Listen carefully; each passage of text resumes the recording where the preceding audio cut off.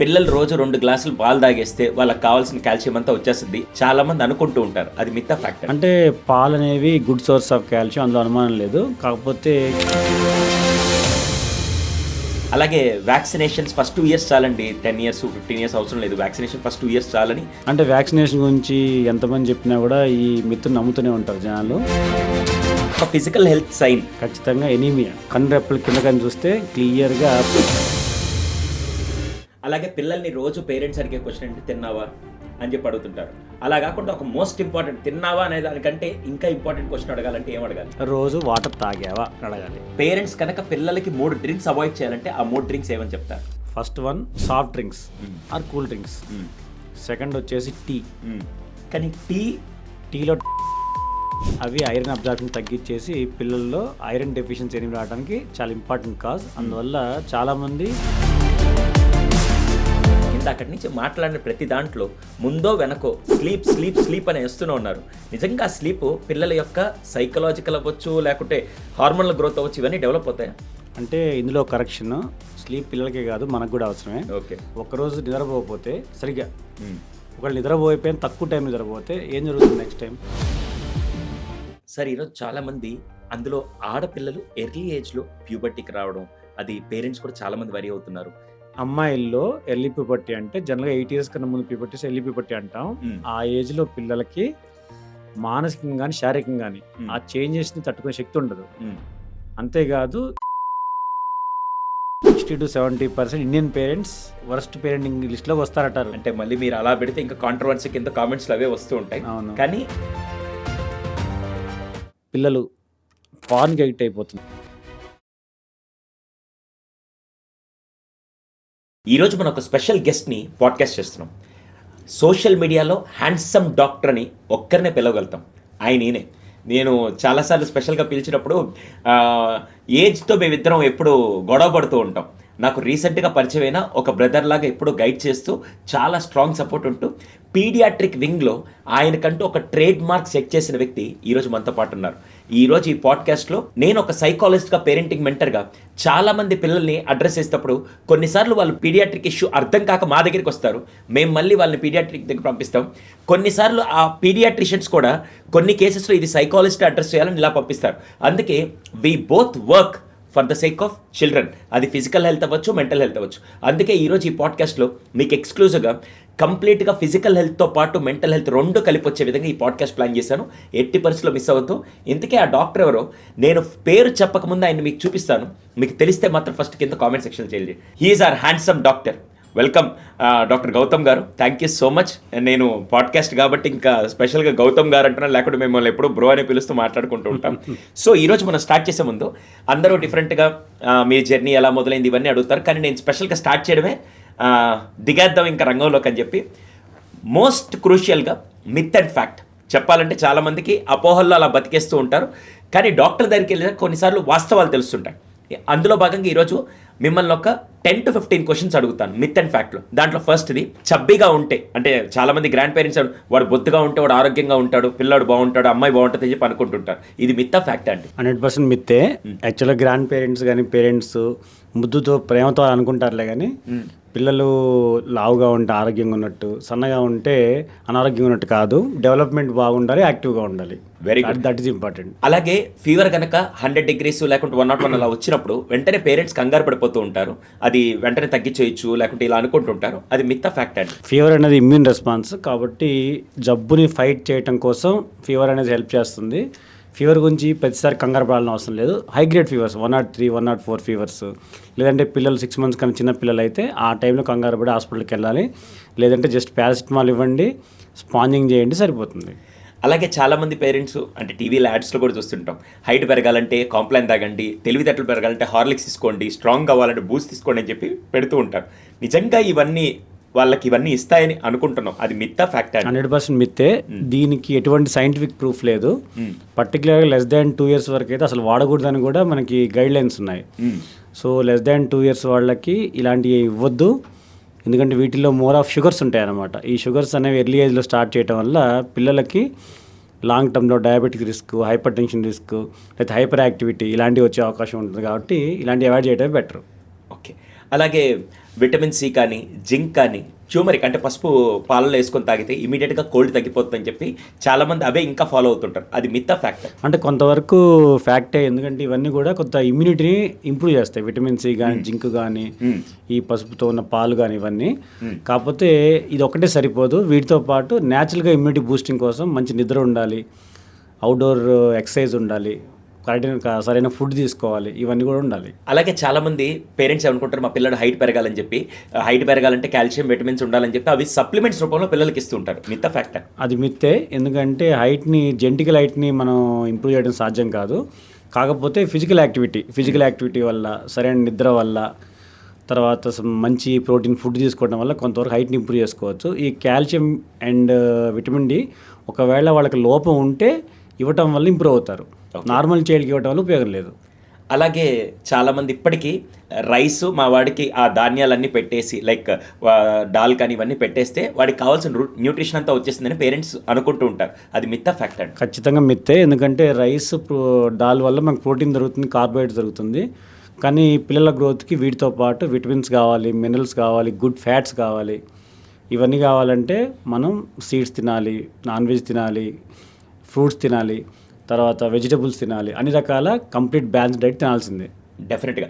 అలాగే ఇప్పుడు ఈ మధ్య ఫిజికల్ ఎక్సర్సైజ్ పిల్లల చేత ఎక్కువ చేపించి మీరు ఆ స్టంట్లన్నీ చేపిస్తే పిల్లడి గ్రోత్ నాశనం అయిపోతుంది, పిల్లడి గ్రోత్ ఎఫెక్ట్ అవుతుందని చెప్పి చాలామంది అంటుంటారు. ఇది మిత్తా ఫ్యాక్టర్? 100% మిత్తే. 5 years పిల్లలకైతే ఫిజికల్ ఎక్సర్సైజ్ అంటే జిమ్ అని కాదు, 5 years పిల్లలకి ఆటలు ఎంతసేపు ఆడిస్తే వాళ్ళ గ్రోత్ అంత బాగుంటుంది. 5 years తర్వాత పిల్లలకు కూడా స్విమ్మింగ్ కానీ లేదంటే అవుట్డోర్ యాక్టివిటీస్ గేమ్స్ కానీ అలాంటి ఆడటం వల్ల మినిమం 1 hour వాళ్ళ బ్రెయిన్ డెవలప్ అవుతుంది, వాళ్ళు ఫిజికల్ కూడా స్ట్రాంగ్ అవుతారు. Very good. అలాగే antibiotics are the safest way. వాళ్ళకి ఇమీడియట్గా కోల్డ్ లేకుంటే జ్వరం తగ్గిపోవాలంటే యాంటీబయాటిక్స్ సేఫెస్ట్ ఈజియెస్ట్ వే అని చెప్పి అందరూ అలా యూస్ చేస్తూ ఉంటారు. అది మిత్తా ఫ్యాక్టర్? అంటే 90% ఫీవర్స్ వైరల్ ఫీవర్ ఉంటాయి కాబట్టి యాంటీబయాటిక్ వల్ల యూజ్ ఉండదు. It's just myth. జస్ట్ 10% కేసులోనే, అది కూడా బ్యాక్టీరియల్ ఇన్ఫెక్షన్ ఉంటే డాక్టర్ సలహాతో యాంటీబయాటిక్ వాడాలి. పిల్లలు రోజు 2 glasses పాలు తాగేస్తే వాళ్ళకి కావాల్సిన కాల్షియం అంతా వచ్చేస్తుంది, అది రోజు 2 glasses ఇద్దాం ఇంకా సరిపోతుందని చెప్పి చాలామంది అనుకుంటూ ఉంటారు. అది మిత్తా ఫ్యాక్టర్? అంటే పాలు అనేవి గుడ్ సోర్స్ ఆఫ్ కాల్షియం, అందులో అనుమానం లేదు. కాకపోతే కాల్షియం ఒక్కటి సరిపోదుగా, విటమిన్ డి కూడా కావాలి. సో పాలు ఒక్కటి తీసుకోవడం వల్ల మనకు సరిపోదు, పాలతో పాటు అన్ని రకాల బ్యాలెన్స్ ఫుడ్ తీసుకోవాల్సిందే. అలాగే చాలామంది పేరెంట్స్ అపోహ ఏంటంటే బయట కూడా చెప్తుంటారు, అబ్బాయిలు ఎక్కువ తినాలిరా అమ్మాయిల కంటే, అప్పుడే వాళ్ళు ఇంకా బాగా ఎదుగుతారని చెప్పి అబ్బాయిలకి ఎక్కువ ప్రిఫరెన్స్ ఇస్తారు ఫుడ్ పెట్టడంలో కానీ ఇంటేక్ ఇవ్వడం కానీ వీటన్నిటిలో. ఇది మిత్తా ఫ్యాక్టర్? 100% మిత్తే. అవసరాన్ని బట్టి, శరీరానికి అవసరాన్ని బట్టి ఫుడ్ తీసుకోవాలి కానీ అబ్బాయి అమ్మాయిని బట్టి ఫుడ్ తీసుకోకూడదు. ఓకే.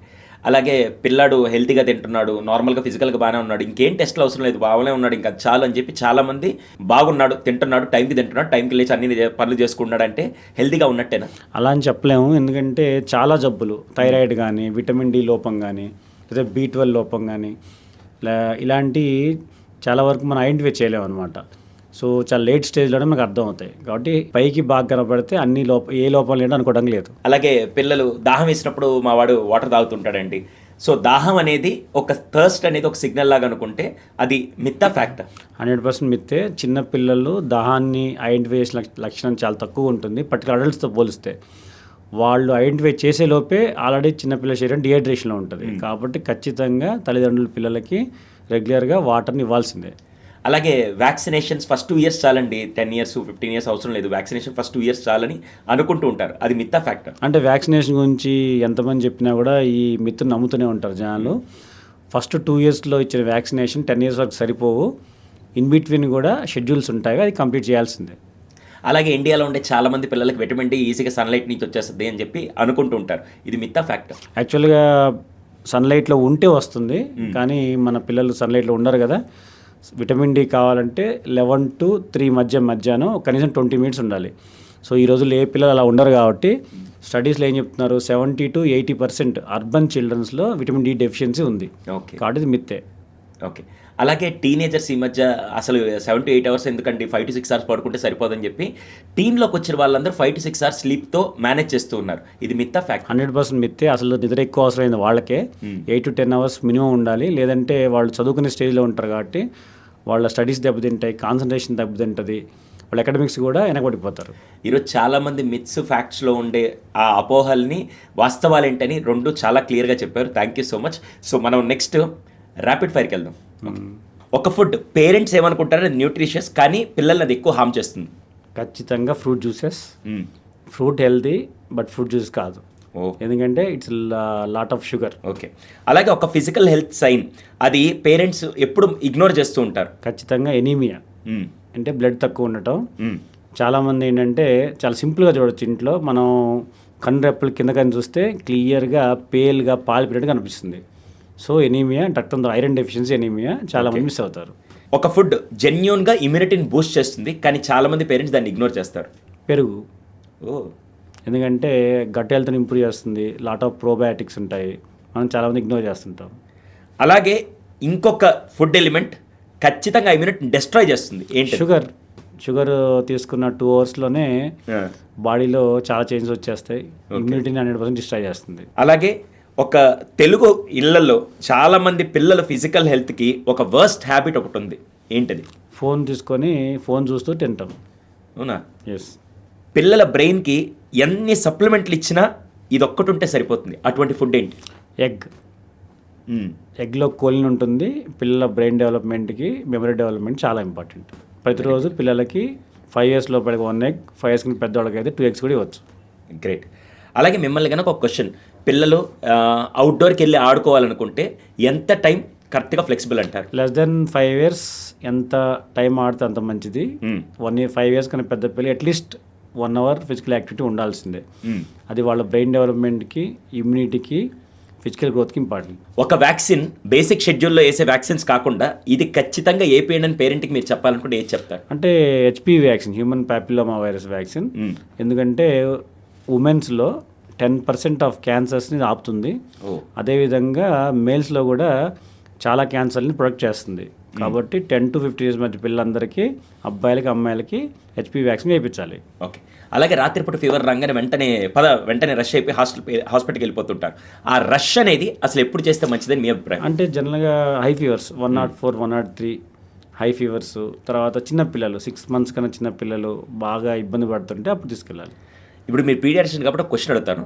ఒకవేళ ఫిజికల్ హెల్త్, ఇమ్యూనిటీ 2 బూస్ట్ చేయాలంటే ఏ స్పోర్ట్ ఆడితే లేకుంటే ఏ యాక్టివిటీ చేస్తే వాళ్ళకి 2 డెవలప్ అవుతాయి? అది ఇట్స్ ఇంట్రెస్టింగ్. అంటే స్విమ్మింగ్. ఎందుకంటే స్విమ్మింగ్లో both lobes of brain activate అవుతాయి, కోఆర్డినేషన్ పెరుగుతుంది, లంగ్ కెపాసిటీ పెరుగుతుంది, ఫిజికల్ ఫిట్నెస్ పెరుగుతుంది. అలాగే పిల్లల బెడ్రూమ్లో ఇప్పుడు ప్రస్తుతానికి చూస్తే ఒక మోస్ట్ డ్యామేజింగ్ స్లీప్ని ఎఫెక్ట్ చేసే ఎలిమెంట్ ఒకటి ఉందంటే అదేంటి?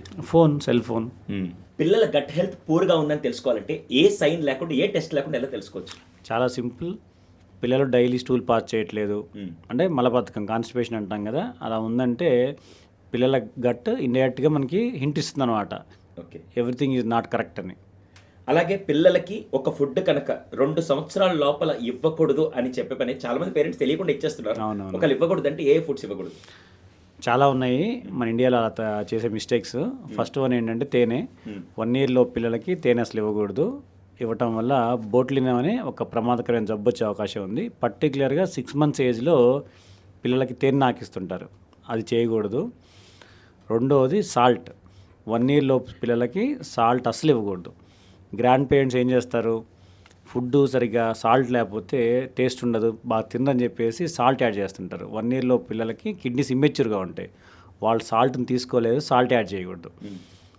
ఇవి కాకుండా 2 years లోపు పిల్లలకి సాల్ట్, షుగర్ ఈ రెండింటిని కూడా అవాయిడ్ చేయడం బెటరు. ఎందుకంటే ఎర్లీ ఏజ్లో కనుక పిల్లలకి సాల్ట్, షుగర్ అలవాటు చేస్తే వాళ్ళు జీవితాంతం ఎక్కువ సాల్ట్, ఎక్కువ షుగర్ ఉన్న ఫుడ్ తినడానికి ఇష్టపడతారు. ఫ్యూచర్లో డయాబెటీస్, హైపర్ టెన్షన్ రిస్క్ పెరుగుతుంది. సో ఏ రకంగా చూసినా కూడా ఈ పిల్లలకి నష్టమే, వీటిని ఆపేయాలి. అలాగే పిల్లల్ని రోజు పేరెంట్స్ అడిగే క్వశ్చన్ అంటే తిన్నావా అని చెప్పి అడుగుతుంటారు. అలా కాకుండా ఒక మోస్ట్ ఇంపార్టెంట్ తిన్నావా అనే దానికంటే ఇంకా ఇంపార్టెంట్ క్వశ్చన్ అడగాలంటే ఏం అడగాలి? రోజు వాటర్ తాగావా అడగాలి. Very good. స్కూల్ నుండి వచ్చిన తర్వాత మేము ఇచ్చిన బాటిల్ కంప్లీట్ చేసావా అడగాలి, అది ఇంపార్టెంట్. ఒకవేళ రేపటి నుంచి పిల్లల డైట్ని మార్చాలనుకుంటే వాళ్ళు ఇమీడియట్గా ఆపాల్సిన ఫుడ్ ఏంటి? షుగర్ ఎక్కువ ఉన్న అన్ని ఫుడ్స్ ఆపేయండి. ఫ్రూట్ జ్యూస్ ఆపేయండి, తర్వాత ప్యాకేజ్ జ్యూసెస్, సాఫ్ట్ డ్రింక్స్, ఎక్కువ షుగర్ ఉన్న క్యాండీస్, కేక్స్ సాధ్యమైన తగ్గించేసి. పిల్లలకి వాటర్ ఇంటేక్ సరిపోతుందా లేదా అని పేరెంట్స్ తెలుసుకోవాలంటే అది దాహంతో పని లేకుండా ఎలా తెలుసుకోవచ్చు? దాహం ద్వారా తెలుసుకోలేకపోతే చాలా సింపుల్. పేరెంట్స్ పిల్లలు పాస్ చేసే యూరిన్ చూడండి. యూరిన్ కనుక డార్క్ ఎల్లో ఉంటే మోస్ట్లీ పిల్లలు వాటర్ సరిపోవట్లే అర్థం. అదే యూరిన్ కనుక లైట్ ఎల్లోగా ఉంటే వాటర్ సరిపోతుందని అర్థం చేసుకోవాలి. Very good sir. అలాగే పిల్లలకి ఫస్ట్ ఐ టెస్ట్ ఏ ఏజ్లో చేపిస్తే మంచిది, ఎలా చూడాలి? జనరల్గా 6 monthsకి చేయించాలి. ఆ తర్వాత ఎవ్రీ ఇయర్ రెగ్యులర్గా చేపిస్తూ ఉండాలి. ఓకే. ఒకవేళ పేరెంట్స్ కనుక పిల్లలకి 3 డ్రింక్స్ అవాయిడ్ చేయాలంటే ఆ 3 డ్రింక్స్ ఏమని చెప్తారు? First one soft drinks or cool drinks, second వచ్చేసి టీ, థర్డ్ వన్ వచ్చేసి ఫ్రూట్ జ్యూసెస్. ఫస్ట్ది సాఫ్ట్ డ్రింక్స్ నేను ఒప్పుకుంటాను, అది అందరికీ తెలిసిందే. కానీ టీ, ఫ్రూట్ జ్యూస్ ఎందుకండి? టీలో టానిన్స్ ఉంటాయి, అవి ఐరన్ అబ్జార్ప్షన్ తగ్గించేసి పిల్లల్లో ఐరన్ డెఫిషియన్సీ ఏమి రావడానికి చాలా ఇంపార్టెంట్ కాజ్. అందువల్ల చాలామంది మన దేశంలో పిల్లలకి టీ ఇస్తారు రెగ్యులర్గా. ఒక కప్పు టీ తాగినా కూడా అది పిల్లలకి హార్మ్ఫుల్లే, ఆపేయాలి. ఇకపోతే fruit juices, fruits are healthy కానీ ఫ్రూట్ జ్యూసెస్ కాదు. ఎందుకంటే ఫ్రూట్స్లో ఉండే ఆ పల్ప్లో ఉన్న ఫైబర్ ఇవన్నీ కూడా జ్యూస్లో ఉండదు. Juice are completely mostly of sugars. Okay okay. So కాబట్టి ఫ్రూట్ మాత్రం డైరెక్ట్గా తీసుకోవచ్చు. ఫ్రూట్స్ కూడా లిమిటెడ్ క్వాంటిటీ 1 or 2 ఫ్రూట్స్ ఖచ్చితంగా తీసుకోవచ్చు. కానీ ఫ్రూట్ జ్యూసెస్లో it's more of sugar. Okay. So అందువల్ల ఇవ్వకూడదు. ఈరోజు చాలా మందికి ఇది క్లారిటీ వచ్చింది అనుకుంటా. చాలా మంది ఏం చేస్తారంటే మా వాడు తినట్లేదని చెప్పి ఫ్రూట్ జ్యూస్ చేసి ఇచ్చేస్తారు. కానీ ఒక్కసారి దీని మీద కాన్షియస్గా ఉండండి. ఇది మాత్రం ఒక crazy rapid fire question. The most over rated health food marketed to Indian parents right now ఏంటిది? మల్టీగ్రెయిన్ బిస్కెట్స్, లేకపోతే రకరకాల న్యాచురల్ బిస్కెట్స్ అని, లేకపోతే హనీ బిస్కెట్స్ అని, సో డేట్స్ బిస్కెట్స్ అని మార్కెట్లో వస్తున్నాయి. నార్మల్ బిస్కెట్స్ హెల్తీగా అని చెప్తున్నారని చెప్పేసి డిఫరెంట్ నేమ్స్తో వస్తున్నాయి. కానీ అల్టిమేట్గా ఏ బిస్కెట్ అయినా రిఫైన్డ్ ఫ్లోర్ ఉంటుంది, oil, bad oil, mostly palm oil ఉంటుంది, ప్రిజర్వేటివ్స్ ఉంటాయి, షుగర్ ఎక్కువగా ఉంటుంది. So biscuits are not healthy for children. Okay. ఒక్క నాన్ నెగోషియబుల్ రూల్ అంటే ఈ రూల్ ఖచ్చితంగా పిల్లలు పాటించాలని పేరెంట్స్ ఒకవేళ పుట్టిన దగ్గర 16 years దాకా పెట్టుకోవాలంటే ఏ రూల్ పెట్టుకోవాలి? మెయిన్గా పిల్లలు 10 years లోపు పిల్లలు అయితే నైట్ 9 లోపు నిద్రపోవాలి. అదే 10 years తర్వాత అయితే 10 లోపు నిద్రపోవాలి. ఎందుకంటే మన శరీరం అనేది, మన బ్రెయిన్ అనేది నైట్ 11 నుండి 2 మధ్య రిపేర్ అవుతుంది. ఆ రిపేర్ టైం అనమాట. ఒకవేళ మనం లేట్గా 11, 12 అలా పండుకున్నాం అనుకోండి, మనకి ఆ నిద్ర యొక్క పూర్తి యూజ్ అనేది బాడీకి ఉండదు. సో లేకపోతే ఏమవుతుంది, కాన్సన్ట్రేషన్ తగ్గుతుంది, అకాడమిక్స్లో వెనకబడిపోతాం, ఇమ్యూనిటీ తగ్గుతుంది, సో హెల్త్ పాడైపోతుంది. సో ఖచ్చితంగా ఈ విషయంలో మనం ఎలాంటి ఎగ్జెప్షన్ లేదు. ఓకే. థ్యాంక్ యూ గౌతమ్ గారు, చాలా అద్భుతంగా ర్యాపిడ్ ఫైర్లో అన్నీ చాలా ఎన్లైటింగ్గా ఆన్సర్స్ ఇచ్చారు. Thank you so much Gautam garu. అలాగే చాలామంది పిల్లలు ఎప్పుడైనా స్కూల్కి వెళ్ళాలంటే ఇమీడియట్గా కడుపు నొప్పి అంటారు, ఏదైనా కొత్తగా ఒక యాక్టివిటీ చేయమన్నా కడుపు నొప్పి అంటారు. అది నిజంగా ప్రాబ్లం వస్తుందో వీళ్ళు తప్పించుకునే దానికి ఇలా తీసుకొని చెప్తుంటారా? చాలామంది పేరెంట్స్కి ఇదే ప్రాబ్లం ఉంటుంది. ఫస్ట్ రూల్ ఏంటంటే అంటిల్ ప్రూవెన్, అంటే ఏ ప్రాబ్లం లేదు అని ఖచ్చితంగా మనం ప్రూవ్ చేసే వరకు పిల్లల కడుపు నొప్పిని ఏమీ లేదు, ఇది డ్రామా అని అనుకోకూడదు. ఓకే. సో ఎందుకంటే చాలాసార్లు పిల్లల కడుపు నొప్పికి ఏముంటాయి కారణాలు? కాన్స్టిపేషన్, మలబద్ధకం. పిల్లలు చెప్పరు, పేరెంట్స్ గమనించరు. యూరిన్లో ఇన్ఫెక్షన్, చాలాసార్లు పిల్లలు చెప్పలేరు, పేరెంట్స్ గమనించలేరు. సో కొన్నిసార్లు స్టమక్ ఇన్ఫెక్షన్ ఇలాంటివి ఉండొచ్చు. కానీ ఇలాంటి రకరకాల కారణాలు ఉంటాయి పిల్లల్లో. ఇవన్నీ మనం ముందు ఐడెంటిఫై చేసి ఇవి ఏమీ లేవు అనుకున్నప్పుడే మనం ఈ డ్రామా ఆడుతున్నాడు, టెన్షన్తో చేస్తాం అనుకోవచ్చు. సో చాలామంది చేసే మిస్టేక్ ఏంటంటే 99% పిల్లలు కడుపు నొప్పి పడినారంటే ఏదో కారణం ఉండి ఉంటుంది. ఓకే. సో దాన్ని ఐడెంటిఫై చేయాలి. సో పీడియాట్రిక్ని కన్సల్ట్ చేయాలి, ప్రాపర్ ఇవాల్యుయేట్ చేయాలి. ఇవి ఏమీ కాదంటే ఫంక్షన్ కూడా పాసిబుల్. ఓకే. సైకలాజికల్గా కూడా పిల్లలు అనే అవకాశం ఉంది, బట్ అది లాస్ట్ ఆప్షన్ ఎప్పుడైనా సరే. నేను దీనికి ఒక పాయింట్ యాడ్ చేస్తాను. మొన్న నేను సమ్మర్ వర్క్షాప్ పెట్టినప్పుడు 300 members వచ్చారు పిల్లలు. ఫస్ట్ రోజు దాదాపు ఒక 100 to 120 members సార్ కడుపు నొప్పి అన్నారు. ఊరే ఒకేసారి ఎలా వచ్చింది, మీరు ఫుడ్ ప్రాబ్లం అంటే లేదు, అప్పుడు తీసుకొని కూడా తీసుకోవాలి. మళ్ళీ సాయంత్రానికి వాళ్ళ గేమ్స్ యాక్టివిటీస్ అన్ని పెట్టంగానే కడుపు నొప్పి తగ్గిపోయింది. అప్పుడు మీరు చెప్తున్న థర్డ్ పాయింట్ నాకు ఇప్పుడు అర్థమైంది. ఎందుకంటే చాలా వరకు కొత్త ప్లేస్లకి వెళ్ళినా కూడా కొన్నిసార్లు ఇలా వస్తుంది. కానీ మీరు అన్నట్టు ఎప్పుడైనా పిల్లలు కడుపు నొప్పి అన్నప్పుడు ఫిజికల్గా చెక్ చేయించి అంతా చేసిన తర్వాత చేయడం మాత్రం బెస్ట్ ఆప్షన్ అని. పర్టికులర్గా చాలా రోజుల నుండి అంటుంటాయి. ఓకే. 1 day కడుపు నొప్పి అంటే మనం ఇలా అనుకోవచ్చు, కానీ కంటిన్యూస్గా రోజుల తరబడి చెప్తుంటే ఖచ్చితంగా ఏదో అన్నోన్ కాజ్ ఉంటుంది. డెఫినెట్గా. అలాగే ఇంకొకటి, మీరు పిల్లల గురించి వచ్చింది కాబట్టి, ఇప్పుడు చాలామంది పిల్లలు 1 year దాటంగానే వాడు కొద్దిగా నడవాలని చెప్పి, అంతకుముందు తోపుడు బండిలాగా ఉంటుంది, ఇప్పుడు వాకర్స్ టెక్నాలజీ వచ్చిన తర్వాత అందరూ వాకర్స్లో పెట్టేస్తారు. కానీ చాలామంది అది ఏమంటారంటే ఇది రాంగ్ అంటారు. రాంగ్గా రైట్ అని ఒక ఎక్స్పర్ట్ చెప్తే బాగుంటుందని నా సలహా. అంటే అసలు వాకర్స్ని యూరోప్లో, అమెరికాలో చాలా కంట్రీస్లో అసలు బ్యాన్ చేశారు. మన దురదృష్టవశాత్తు మన దేశంలో ఇంకా వాడుతున్నారు. అందరూ వాడుతున్నారు. చదువుకున్న వాళ్ళు వాడుతున్నారు, చదువులేని వాళ్ళు అందరూ వాడుతున్నారు. వాకర్స్ వల్ల ప్రాబ్లం ఏంటంటే 2 ప్రాబ్లమ్స్ ఉన్నాయి. First problem injuries. వాళ్ళు ఏంటంటే ఆ చిన్న పిల్లలు ఇంకా కదలడానికి రెడీగా ఉండరామంట. అయినా వాకర్ ఇవ్వటం వల్ల వాకర్లో ఫాస్ట్గా వెళ్ళిపోయి కింద పడటం, మెటల్ నుంచి కింద పడటం చాలా కామన్. చిన్నపిల్లల్లో వాకర్స్లో ఉన్న వాళ్ళకి ఇంజరీస్ చాలా కామన్. అందువల్ల వాకర్ ఇవ్వకూడదు సేఫ్టీ గురించి. రెండోది ఏంటంటే ఎప్పుడైనా పిల్లలు ముందు పాకాలి, తర్వాత నిల్చోవాలి, చిన్నగా ఏదైనా సపోర్ట్, తర్వాత నడవాలి. సో ఈ విధంగా మన పిల్లల కాళ్ళకి రెగ్యులర్ ఎక్సర్సైజ్ ఉంటుంది అన్నమాట. కాళ్ళు స్ట్రాంగ్ అవుతాయి, మజిల్స్. ఆ విధంగా నేర్చుకోవాలి నడక. ఆ విధంగా ఒక వాకర్ వాడటం వల్ల మొత్తం శరీరం యొక్క వెయిట్ మొత్తం వాకర్ తీసుకుంటుంది. అందువల్ల పిల్లల లెగ్ మజిల్స్కి ఎక్సర్సైజ్ అంటూ ఉండదు. Okay okay. అందువల్ల ఏమైంది, నడక తొందరగా రాకపోగా నడక లేట్ అవుతుంది. ఓకే. సో వాకర్ సేఫ్ కాదు, నడక కూడా లేట్ అవుతుంది, అసలు ఇవ్వకూడదు. ఈ మధ్య చాలా మంది పేరెంట్స్ వరి ఏంటంటే పిల్లల్ని స్కూల్కి పంపిస్తున్నాను కానీ వాళ్ళు సరిగ్గా కాన్సన్ట్రేట్ చేయలేకపోతున్నారు, మెమరీ తక్కువ అయిపోతుంది, ఫోకస్ ఉండట్లేదు, అటెన్షన్ ఉండట్లేదు అని చాలా మంది వరి అవుతున్నారు. దీనికి మెడికల్ రీజన్స్ కూడా ఏమైనా ఉంటాయా? చాలా ఉంటాయి. మెడికల్ రీజన్స్ ఉంటాయి, లైఫ్ స్టైల్ రీజన్స్ ఉంటాయి. మెడికల్ రీజన్కి వస్తే ఫస్ట్ ఐరన్ డెఫిషియన్సీ. ఐరన్ తక్కువ ఉండటం వల్ల బ్లడ్ తగ్గటం. సో అందువల్ల పిల్లల్లో కాన్సన్ట్రేషన్ తగ్గుతుంది, ఇరిటబిలిటీ వస్తుంది, ఫోకస్ తగ్గుతుంది. రెండోది నిద్ర సరిగ్గా చెప్పటం. నిద్ర లేకపోవటం వల్ల పిల్లలకి మెమరీ తగ్గుతుంది, అదేవిధంగా ఫోకస్, కాన్సన్ట్రేషన్ కూడా తగ్గిపోతాయి. మరొక రీజన్ ఏంటంటే వాటర్ సరిగ్గా తాగకపోవటం. ఓకే. ఈవెన్ బ్రెయిన్ ఫంక్షన్ సరిగ్గా ఉండాలన్నా కూడా అడిక్వేట్ వాటర్ తీసుకోవడం చాలా అవసరం. ఇవి కాకుండా కొన్ని విటమిన్ B12 అని, థైరాయిడ్ అని, విటమిన్ D అని తక్కువ మందిలో ఉంటాయి, కానీ వీటి వల్ల కూడా పిల్లల కాన్సన్ట్రేషన్ తగ్గుతుంది. వీటి వల్ల జాగ్రత్తగా ఉండాలి మనం. ఇప్పుడు మీరు చెప్పిన ఇవన్నీ అంటే స్లీప్ వర్క్ అంటే మా వాడు ఎలా నిద్రపోతుందో నేను మానిటర్ చేసుకోగలుగుతాను. మిగతావి ఒకవేళ విటమిన్ B12 కానీ D విటమిన్ కానీ తక్కువ ఉందని కేవలం టెస్టుల ద్వారా తెలుసుకోవచ్చా, ఇంకేమైనా ద్వారా తెలుసుకోవచ్చా? ఐరన్ విషయానికి వస్తే ముందుగా రక్తం తక్కువ ఉండడం చాలా సింపుల్. మనం కన్ను రెప్ప ఇలా తీసి చూస్తే మనకి క్లియర్గా పేల్ కనిపిస్తుంది, అంటే పాలిపోయినట్టు కనిపిస్తుంది. దాన్ని బట్టి రక్తం తక్కువ అర్థం చేసుకోవచ్చు. ఓకే. సో చిన్న CBP అని టెస్ట్ చేస్తే మనకు అర్థమైపోతుంది ఐరన్ స్టేటస్ ఏంటనేది. సో విటమిన్ D, B12 ఇవి ఖచ్చితంగా మనం ఏ రకమైన మనం కరెక్ట్ మెజర్ తీసుకున్నా కూడా రెస్పాన్స్ రావట్లేదంటే నెక్స్ట్ లెవెల్కి వెళ్ళి మనం టెస్టులు చేసుకోవాలి వస్తుంది. సరిపోతుంది. ఇందాకటి నుంచి మాట్లాడిన ప్రతి దాంట్లో ముందో వెనకో స్లీప్ స్లీప్ స్లీప్ అని వేస్తూనే ఉన్నారు.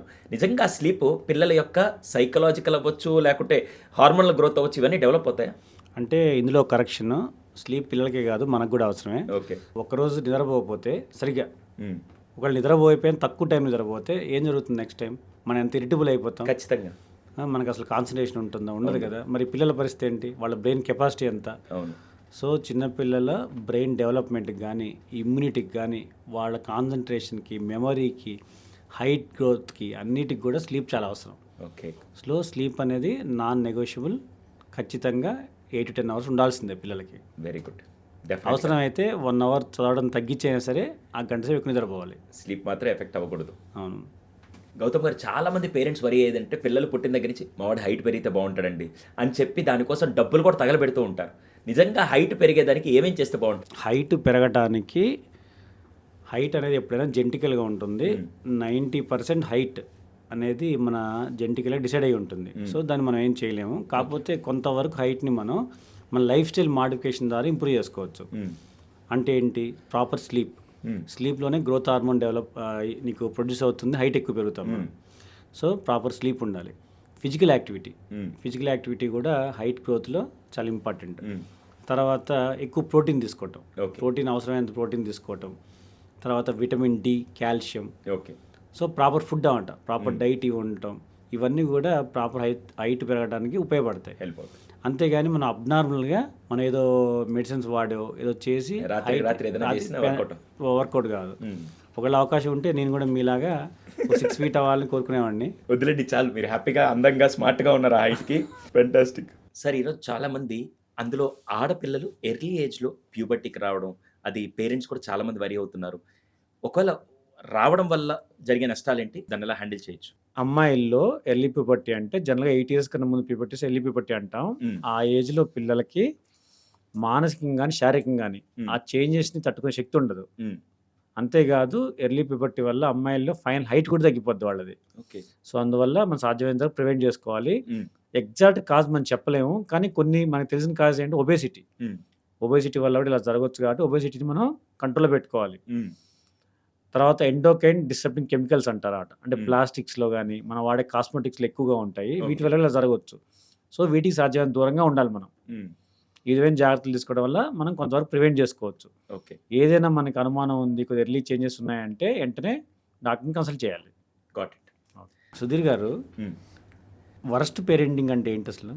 వరస్ట్ పేరెంటింగ్ అంటే అడగకుండానే ఏది కావాలంటే అది ఇచ్చేయడం నాకు తెలిసి వర్స్ట్ పేరెంటింగ్. అంటే ఇప్పుడు చాలామంది ఏం చేస్తున్నారంటే మా పిల్లాడికి వాడు అడగకముందే వాడికి 6 ఇయర్స్ 7 ఇయర్స్ రాగానే ఒక సైకిల్ కొనిచ్చేస్తారు.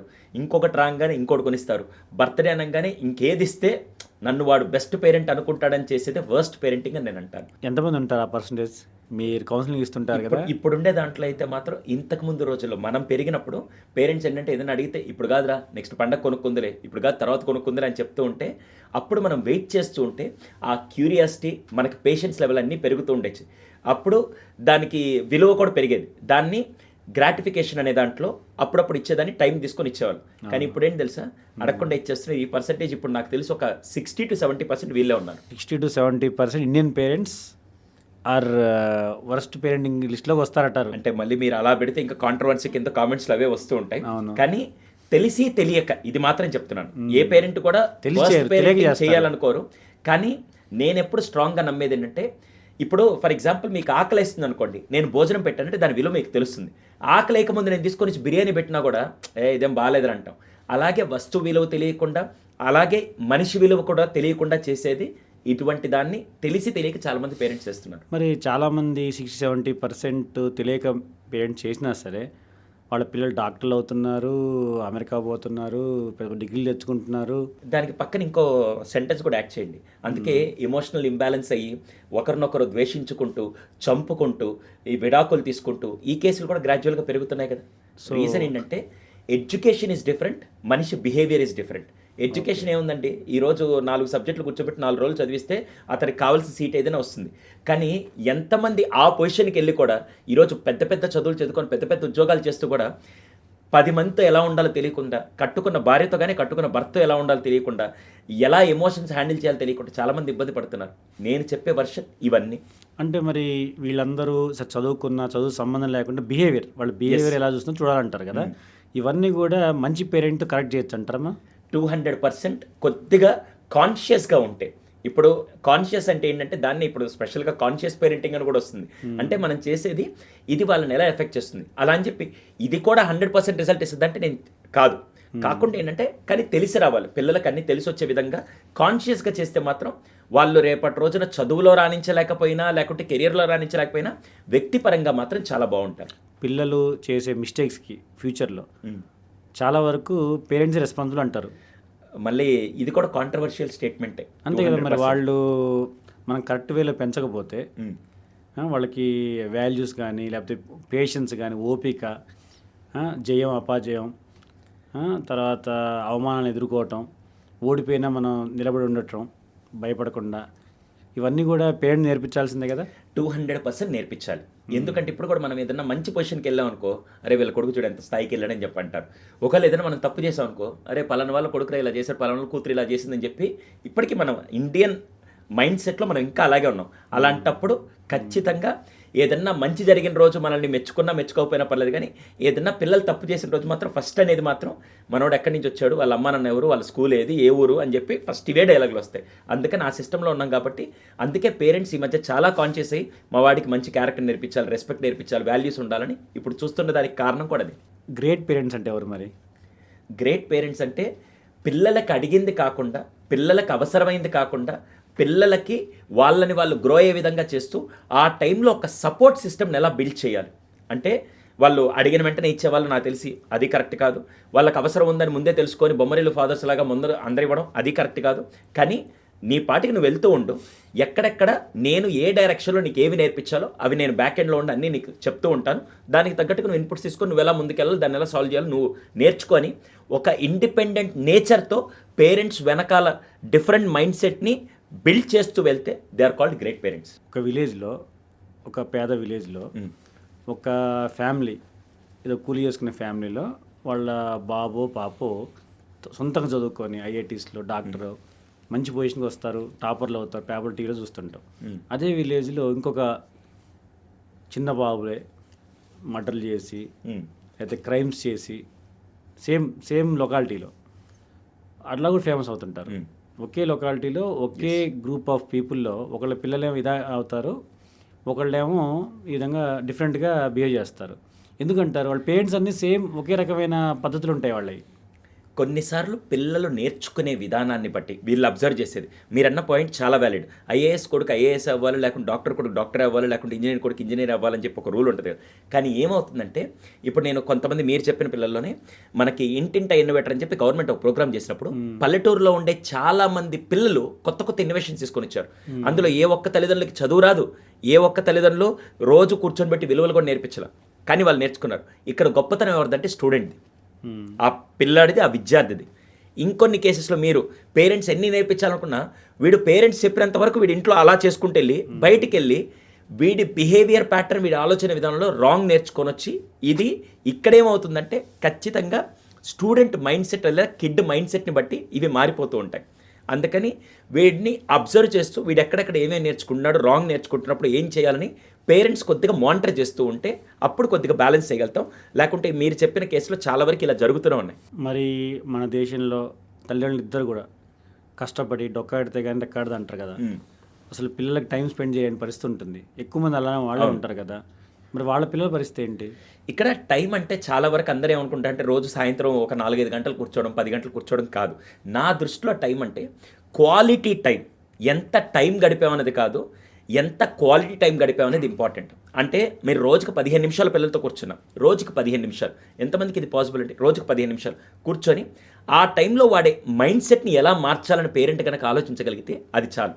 ఇక్కడ ఏమవుతుందంటే ఇద్దరు ఈరోజు మీరు అన్నట్టు ఆఖరికి పల్లెటూరులోనే కాదు, ఇక్కడ కూడా వైఫ్ అండ్ హస్బెండ్ ఇద్దరు వర్క్ చేస్తే కానీ ఫ్యామిలీ రన్ చేయలేని పొజిషన్లో ఉన్నప్పుడు మళ్ళీ ఇంటికి రాగానే అలిసిపోయి ఇంకేముంది వాళ్ళు హోంవర్క్ చేసి పడుకుంటారని అలా వెళ్ళిపోతున్నారు. కానీ ఒకవేళ స్కూల్ నేర్పించే విధానం స్కూల్ నేర్పిస్తుంది, అది సబ్జెక్ట్స్ పరంగా ఇవన్నీ నేర్పిస్తుంది. మిగతా కొన్ని విషయాలు ఖచ్చితంగా పేరెంట్సే నేర్పించాలి. అలాంటప్పుడు రోజు వాళ్ళు గడిపే ఆ 15 నిమిషాల టైం సరిపోతుంది. నేను 2-3 గంటలు కూడా ఇమ్మని చెప్పట్లే. రోజుకి హార్డ్లీ 10 to 15 టైమ్స్ హెల్తీగా కనుక టైం ఇవ్వగలిగితే then definitely that is enough. అప్పుడు మీరు ఇద్దరు కలిసి వర్క్ చేసుకున్న ప్రాబ్లం లేదు. కానీ మీరు చేయాల్సిన పార్ట్ని మాత్రం నెగ్లెక్ట్ చేస్తే రేపు భవిష్యత్తులో దాన్ని రీప్లేస్ చేయలేం. క్వాలిటీ టైం అంటే ఏంటి? 30 మినిట్స్ క్వాలిటీ టైం అంటే ఏంటి? వెరీ గుడ్ అండి, చాలా మంచి పాయింట్. క్వాలిటీ టైం అంటే ఇప్పుడు పిల్లలతో డైనింగ్ టేబుల్ దగ్గర కూర్చొని, ఇది బిల్ గేట్స్ లైఫ్లో జరిగిన ఎగ్జాంపుల్. నేను తన సక్సెస్ స్టోరీ చదువుతున్నప్పుడు నాకు బాగా ఇన్స్పిరేషన్ అనిపించింది. వాళ్ళు యూఎస్లో వాళ్ళందరూ ఫ్యామిలీ డిన్నర్ టైం అని కూర్చుంటారు. అక్కడ ఏం చేస్తారు తెలుసా? రాత్రిపూట కూర్చొని తండ్రి, భార్య, పిల్లలు మొత్తం అందరూ కూర్చొని నాన్న ఏం చేస్తారంటే ఈరోజు నేను ఆఫీస్లో ఈ ప్రాబ్లం ఫేస్ చేశాను, ఈ ప్రాబ్లం నేను ఇలా సాల్వ్ చేయగలిగానని చెప్పి జస్ట్ డిస్కస్ చేస్తాడు. మీకేమన్నా ఈరోజు ఏమైనా ఛాలెంజెస్, ఏమైనా కొత్తగా ఏమైనా మూమెంట్స్ ఉన్నాయని మాట్లాడుకుంటారు. బిల్ గేట్స్ ఇవన్నీ రోజు విని తను ఫస్ట్ గ్రాడ్యుయేషన్ అయిపోయిన తర్వాత జాబ్కి వెళ్తే ఆ ఉద్యోగాలు చేస్తూ వితిన్ 6 monthsలో కంపెనీలో నుండి చాలా ప్రాబ్లమ్స్ సాల్వ్ చేశారు. ఈవెన్ సీనియర్ మోస్ట్ పీపుల్ కూడా సాల్వ్ చేశారు. వెంటనే ఆ సీఈఓ అడిగారు, నువ్వు ఇంత స్మార్ట్గా ఎలా సాల్వ్ చేయగలిగంటే చిన్నప్పటి నుంచి మా నాన్నగారు బయట ఉండే పరిస్థితులన్నీ నాకు చెప్తూ ప్రాబ్లమ్ సాల్వింగ్ ఎలా అనే మైండ్ సెట్ని తెలిసి తెలియకుండా మాకు ఇన్బిల్డ్ చేస్తారు, మేము అది చేసుకుంటూ వచ్చేసాం, ఈరోజు నాకు ఆ మైండ్ సెట్ వచ్చిందని బిల్ గేట్స్ గారు తన ఆటోబయోగ్రఫీ దాంట్లో మెన్షన్ చేశారు. మా ఇంటి దగ్గర అపార్ట్మెంట్లో ఒక ఫ్యామిలీ ఉండేది. ఆయన గవర్నమెంట్ ఎంప్లాయ్, బ్యాంక్లో పనిచేసేవాళ్ళు, వాళ్ళ మిస్సెస్ వర్క్ చేస్తుంది. ఈయన రోజు సాయంత్రం వచ్చాక కరెక్ట్గా 15 minutes భోజనం చేసిన తర్వాత మా అపార్ట్మెంట్లో కారిడార్లు నడుచుకుంటూ ఉంటారు. వీళ్ళ నడిచే టైంలో ఏం చేస్తుంది తెలుసా? ఈయన చేతిలో జీడిపప్పు, పిస్తా పప్పు ఒక కప్పు దాంట్లో పట్టుకొని చేతిలో పట్టుకొని తిరుగుతుంటారు. వీళ్ళిద్దరిని రోజు కొన్ని క్వశ్చన్లు అడుగుతారు. ఈరోజు ఇండియా ఎకానమీ ఏ పొజిషన్లో ఉందని జస్ట్ ర్యాండమ్ జనరల్ నాలెడ్జ్ క్వశ్చన్లు అడుగుతారు. ఎవరైతే కరెక్ట్గా ఆన్సర్ చెప్తారో వాళ్ళకి జీడిపప్పు కానీ పిస్తా కానీ ఇలా ఇస్తూ ఉంటారు. నాకు అది చాలా బాగా అనిపించింది. ఆ టైంలో ఏమేం జరుగుతుంది తెలుసా? ఒకటి, తండ్రి వాళ్ళకి జనరల్ నాలెడ్జ్ ఇస్తున్నాడు. సెకండ్, ఆ టైంలో కలిసి నడుస్తూ ఉంటే తండ్రితో కలిపి బాండింగ్ ఏర్పడుతుంది. ఈ 15 నిమిషాల వాక్లో ఎన్నో విషయాలు దాన్ని క్వాలిటీ టైం అంటారు. ఆయన రోజంతా గడపట్లేదు, కానీ ఆ గడిపే 15 నిమిషాలు ఎంత ప్రొడక్టివ్ గడపచ్చో this will add value. Okay, intelligence are born or made? ఖచ్చితంగా మేడ్, నాట్ బార్న్. బార్న్ అంటే ఇక్కడ దీన్ని మళ్ళీ కాంట్రవర్షియల్ కూడా మాట్లాడచ్చు. చాలామంది ఏమంటారంటే ఇంకా పుట్టుకతో మనిషికి అన్ని తెలివితేటలు ఉంటాయి, వాళ్ళు ఉండాల్సిన మల్టిపుల్ ఇంటెలిజెన్స్ అవ్వచ్చు, వాళ్ళు ఉండాల్సిన క్రియేటివిటీ అన్నీ ఉంటాయి. కానీ మనం దాన్ని ట్యాప్ చేసి ఎలా బయటికి తీస్తున్నాం అనేది ఇంపార్టెంట్. ఇప్పుడు ఒక సబ్జెక్ట్ నేర్చుకునేదాకా పిల్లాడు దాంట్లో ఇంటెలిజెంట్ కాదు అని మనం అనేస్తాం. ఎందుకు ఇంటెలిజెంట్ కాదు అంటే తనకి నేర్చుకునే తనకి ఇష్టమైన విధానంలో మనం చెప్పలేకపోతే తను దాని మీద కాన్సన్ట్రేట్ చేయడు. మనం ఏమనుకుంటాం వీడు ఇంటెలిజెంట్ కాదని మనం అనేసుకుంటాం. కానీ అలా కాదు, బాన్ ఉంటుంది కానీ మనం దాన్ని ట్యాప్ చేయడం కరెక్ట్గా లేకపోతే ఖచ్చితంగా ఇది ప్రాబ్లం వస్తుంది. అంతే కదా. మరి ఇప్పుడు కోచింగ్ సెంటర్ ఉంటుంది, మెడికల్ కోచింగ్, ఐఐటీ ఉంటుంది, అందరినీ ఒకే టీచింగ్ చెప్తారు, ఒకే క్లాస్లో ఉంటే ఒకే స్టడీ అవర్స్ ఉంటాయి. మరి అందరికీ ఒకే రకమైన కోచింగ్ ఇస్తున్నారు కదా, ఎందుకు మరి అంత వేరీ అవుతుంది వాళ్ళ పెర్ఫార్మెన్స్? మరి ఒకే స్టడీ ఇస్తున్నారు, ఒకే అవకాశాలు అందరికీ. ఇప్పుడు నేను మిమ్మల్ని అడుగుతాను, అదే ఫుడ్ పెడతారు అదే హాస్టల్లో. ఖచ్చితంగా. సో మనం వాళ్ళు తినే ఫుడ్ మీద వాడి మీద తోయడానికి లేదు, టైమింగ్స్ మీద అంటానికి లేదు, సేమ్ కదా, సేమ్ రొటీన్లో ఉంటారు అందరూ. మరి ఎందుకు ఒకళ్ళేమో అసలు క్వాలిఫై అవ్వరు, ఒకళ్ళేమో టాపర్లు అవుతారు, ఎందుకు అలా జరుగుతుంది? ఫస్ట్ దీనికి కారణం లెర్నింగ్ స్టైల్స్, నేర్చుకునే విధానాలు అని చెప్తాను. అంటే ఇప్పుడు నాకు వింటే బాగా అర్థమవుతుంది, చూస్తే బాగా అర్థమవుతుంది. కూర్చొని రాయమంటే నేను అసలు రాయలేను. కూర్చొని చదవమంటే 10 నిమిషాలు చదివితే నాకు బుర్రలో నిద్ర వచ్చేస్తుంది. ఫస్ట్ ఇలా చాలా మందికి కూడా అదే ప్రాబ్లం ఉంటుంది, పుస్తకం తీస్తే నిద్ర వచ్చేస్తుంది. వాళ్ళు ఎప్పుడైనా నిద్రపోవాలంటే పుస్తకం తీస్తారు. ఇప్పుడు క్లాస్లో ఏ మెథడ్ నేర్పిస్తారు? 60 మంది పిల్లలు కూర్చొని ఉంటే 60 మందికి విభిన్న రకాల లెర్నింగ్ స్టైల్స్ ఉంటాయి. కానీ మన దాంట్లో ఏంటంటే ఒకే లెర్నింగ్ స్టైల్ బోర్డు మీద రాస్తాను, చదువుకోండి, ఇలా పెట్టి చేస్తూ ఉంటారు. ఈ మధ్య డిజిటల్ ఎడ్యుకేషన్ అని చెప్పి కొన్నిసార్లు వీడియోస్ కానీ పీపీటీ కానీ ప్లేస్ చేస్తూ ఉంటే ఇంకొంతమంది పిల్లలు వాళ్ళ కైనెస్థెటిక్లోనూ నేర్చుకుంటున్నారు. అది వరకు బెస్ట్. కానీ నేనేమంటానంటే డిఫరెంట్ లెర్నింగ్ స్టైల్స్ ఉంటాయి. నేను మీకు ఒక ఉదాహరణ చెప్తాను. సివిల్స్ ప్రిపేర్ అవ్వాలంటే ఏ లెర్నింగ్ స్టైల్ ఉండాలి అంటే ఎక్కువ రాయడం, చదవడం లెర్నింగ్ స్టైల్ ఉండాలి. ఇప్పుడు నా బతుకు నాకు అది లేదనుకుందాం, నాకు చూస్తేనో వింటేనో అనుకుంటే ఇప్పుడు నేను అక్కడ కూర్చొని చదవడం రాయడం రాకపోతే నేను సివిల్స్ క్వాలిఫై అవ్వగలుగుతాను? అవును. ఇప్పుడు అదేంటి, ఆ 200 మందికి కోచింగ్ ఇచ్చారు, దాంట్లో 10 మంది క్వాలిఫై అయ్యారు, నేను అవ్వలేకపోయాను. దానికి అనేక గల కారణాలు ఉంటాయి. మన వాళ్ళు ఏమంటారు, వీడు వేస్ట్ రా, వీడు క్వాలిఫై అవ్వలేకపోయాడు, వీడు సాధించలేకపోయాడు. కానీ దానికి గల కారణాన్ని అనలైజ్ చేస్తే అప్పుడు నాకేది సూట్ అవుతుంది దాంట్లోకి వెళ్తే నేను ఐఏఎస్కి మేబీ క్వాలిఫై అవ్వలేకపోవచ్చు, ఇంకో రంగంలో నేను నిష్ణాతుని అవుతాను. కానీ చాలామంది పేరెంట్స్, చాలామంది పిల్లలు ఇది అర్థం చేసుకోవట్లేదు. అర్థం చేసుకుంటే ఏం చేస్తారు? ఏం చేయలేరు కదా. అర్థం చేసుకుంటారు, మరి ఏం చేస్తారు? అదే కోచింగ్ సెంటర్ ఇంకా మన ఇండియాలో ఉన్న పరిస్థితులకి మరి ఏం చేయగలుగుతారు? కానీ ఈ మధ్య కొంతమంది పేరెంట్స్లో అవేర్నెస్ వచ్చి చాలామంది వచ్చి కెరియర్ కౌన్సిలింగ్ చూసుకుంటూ చాలామంది ఎక్స్పర్ట్స్ దగ్గరికి వచ్చి మా అబ్బాయి దీంట్లో ఎక్సెల్ అవ్వలేకపోతున్నాడు, మా అబ్బాయికి ఏది సూట్ అవుతుందో మీరు చెప్పండి అని చెప్పి రైట్ ఎక్స్పర్ట్స్ దగ్గరికి వచ్చి తెలుసుకొని వెళ్ళి మార్చుకొని మరి వాళ్ళ లైఫ్ని ఎక్సెల్ చేస్తారు. సో డెఫినెట్గా అది ఎఫెక్టివ్గా పనిచేస్తుంది, 200% పనిచేస్తుంది. ఓకే, మీకు కావాలంటే కొన్ని ఎగ్జాంపుల్స్ ఇస్తాను. సో అంటే మార్గం ఉంది 200%. సో మన పిల్లలు మొద్దు అట్లనే వదిలేయడానికి లేదు, అస్సలు లేదండి. మొద్దును కూడా తీసుకెళ్ళి కరెక్ట్గా వాడికి నచ్చిన విధానంలో తీసుకెళ్ళి పెడితే వాడు షైన్ అవుతాడు. ఓకే, మనం ఏంటంటే ఒక బౌండరీ గీసి అందరికీ 6 సబ్జెక్టులు నేర్పించి ఈ 6 సబ్జెక్టులో క్వాలిఫై అయితే మాత్రం ఎక్స్పర్ట్స్ అని చెప్పి మనం ట్యాగ్ వేస్తున్నాం, విచ్ ఇస్ కంప్లీట్లీ రాంగ్. అంటే నేను చదువుకునేటప్పుడు అంటే మెడిసిన్ ప్రిపేర్ అప్పుడు 2 hours స్టడీ అవర్ ఉంటే నేను హార్డ్లీ ఒక 10 minutes కాన్సన్ట్రేట్ చేసేవాడిని, మిగతా టైం అంతా ఉత్తగా ఆలోచిస్తూ ఉండేవాడిని ఏదో ఒకటి. అలా ఎందుకు జరుగుతుంది? నాకు అప్పుడు అనిపిస్తుంది నేను 10 minutes 2 hours చదివాను కాన్సన్ట్రేషన్తో. మన కాన్సన్ట్రేషనే కదా ఇంపార్టెంట్, ఎంతసేపు చదివినా అనవసరం మనకి. ఒక ½ hour చదివినా ఇంకో లెవెల్లో ఉండే నాకు అనిపిస్తుంటుంది అప్పుడప్పుడు. ఇది చాలామంది పిల్లలు ఇద్దాం అనుకుంటున్నాను నేను, అందరూ అదే ఉంటాయి. ఎందుకు అలా అంటే ప్రతి ఒక్కరికి ఇప్పుడు మనకి నా ఈటింగ్ కెపాసిటీ వేరు, మీ ఈటింగ్ కెపాసిటీ వేరు, నా స్లీపింగ్ కెపాసిటీ వేరు, మీ స్లీపింగ్ కెపాసిటీ వేరు, నా కాన్సన్ట్రేషన్, నా అటెన్షన్ స్పాన్ కెపాసిటీ వేరు, మీది వేరు, అవునా? కాకుంటే ఏంటంటే ఇప్పుడు కొంతమంది 20 నిమిషాలు చదివితే వాళ్ళకి బుర్రలోకి వెళ్ళిపోద్ది, వాళ్ళు రిలాక్స్ అవుతారు, దాని తర్వాత ఓకే. కొంతమంది అదే కాన్సెప్ట్ని 2 hours చదువుతారు, ఓకే, అప్పటి కూడా వాళ్ళు వెళ్దు. ఇలా ఫస్ట్ మనం తెలుసుకోవాల్సిందంటే నా అటెన్షన్ స్పాన్, నా కాన్సన్ట్రేషన్ టైం ఎంత, ఫస్ట్ అది తెలుసుకోవాలి. సెకండ్ది, ఇప్పుడు మీరు అన్నారు నాకు 20 నిమిషాలు కాన్సన్ట్రేషన్ ఉంది, ఇప్పుడు దాన్ని 30 minutes చేసుకుంటే మీరు ఇంకా ప్రోగ్రెసివ్గా పనిచేసేవాళ్ళు కదా. అవును. కానీ ఎవరన్నా ఆ 30 minutes ఎలా చేసుకోవాలని నేర్పించారు మీకు? లేదు. ఇప్పుడు మనం చేయాల్సింది ఏంటంటే ఇండివిజువల్గా కొన్నిసార్లు పిల్లల క్లాస్ అయిపోయిన తర్వాత ట్యూషన్ టైంలో కానీ వాళ్ళ పేరెంట్స్ అయినా కూర్చొని నాన్న నీ కెపాసిటీ ఎంత, 20 minutes కదా, దాన్ని 30 minutes చేసుకునేదానికి కొన్ని యాక్టివిటీస్ ఈ 6 months పాటు మనం ట్రైల్ వేద్దాం. ఈ 6 months పాటు దాని మీద వర్క్ చేస్తే మాత్రం అతని కాన్సన్ట్రేషన్ని 20 నుంచి 30 minutes తీసుకెళ్ళొచ్చు. ఓకే, దానికి కొన్ని యాక్టివిటీస్ ఉంటాయి. మన వాళ్ళు ఏం చేస్తారంటే వీడు పుస్తకం ముందు పెట్టుకుంటాడండి, చదవడండి, కానీ చదివితే మాత్రం వీడు మేధావండి అని చెప్పి ఇలాంటి డైలాగులతో దాన్ని పక్కన పెడతారు. కానీ ఎందుకు చదవట్లేదు, ఏమేమి యాక్టివిటీస్ చేయించాలని పేరెంట్స్ కనుక కొద్దిగా ఐడియా తెచ్చుకోగలిగితే that will add a value. ఇప్పుడు ఈ మన ఎడ్యుకేషన్ విధానం మారాలంటారు కొంతవరకు, అంతే కదా? ఖచ్చితంగా. అంటే మన ఫ్యూచర్ ఏంటి, హోప్ ఏంటి మనకి ఇలాంటి పిల్లలకి, కాన్సన్ట్రేట్ చేయలేని వాళ్ళకి, లేకపోతే పూర్తిగా 100% ఒక 10% సక్సెస్ అవుతారు స్టడీస్లో, మిగతా 90% యావరేజ్లో ఉండిపోతారు కదా. అంటే వాళ్ళకి ఏమంటారంటే వాళ్ళ ఆ పద్ధతి చెప్పే స్టడీ విధానం వాళ్ళ సూట్ కావట్లే అంటారు. అవును. సో మనం ముందు ముందు అసలు మార్పులు ఏంటి?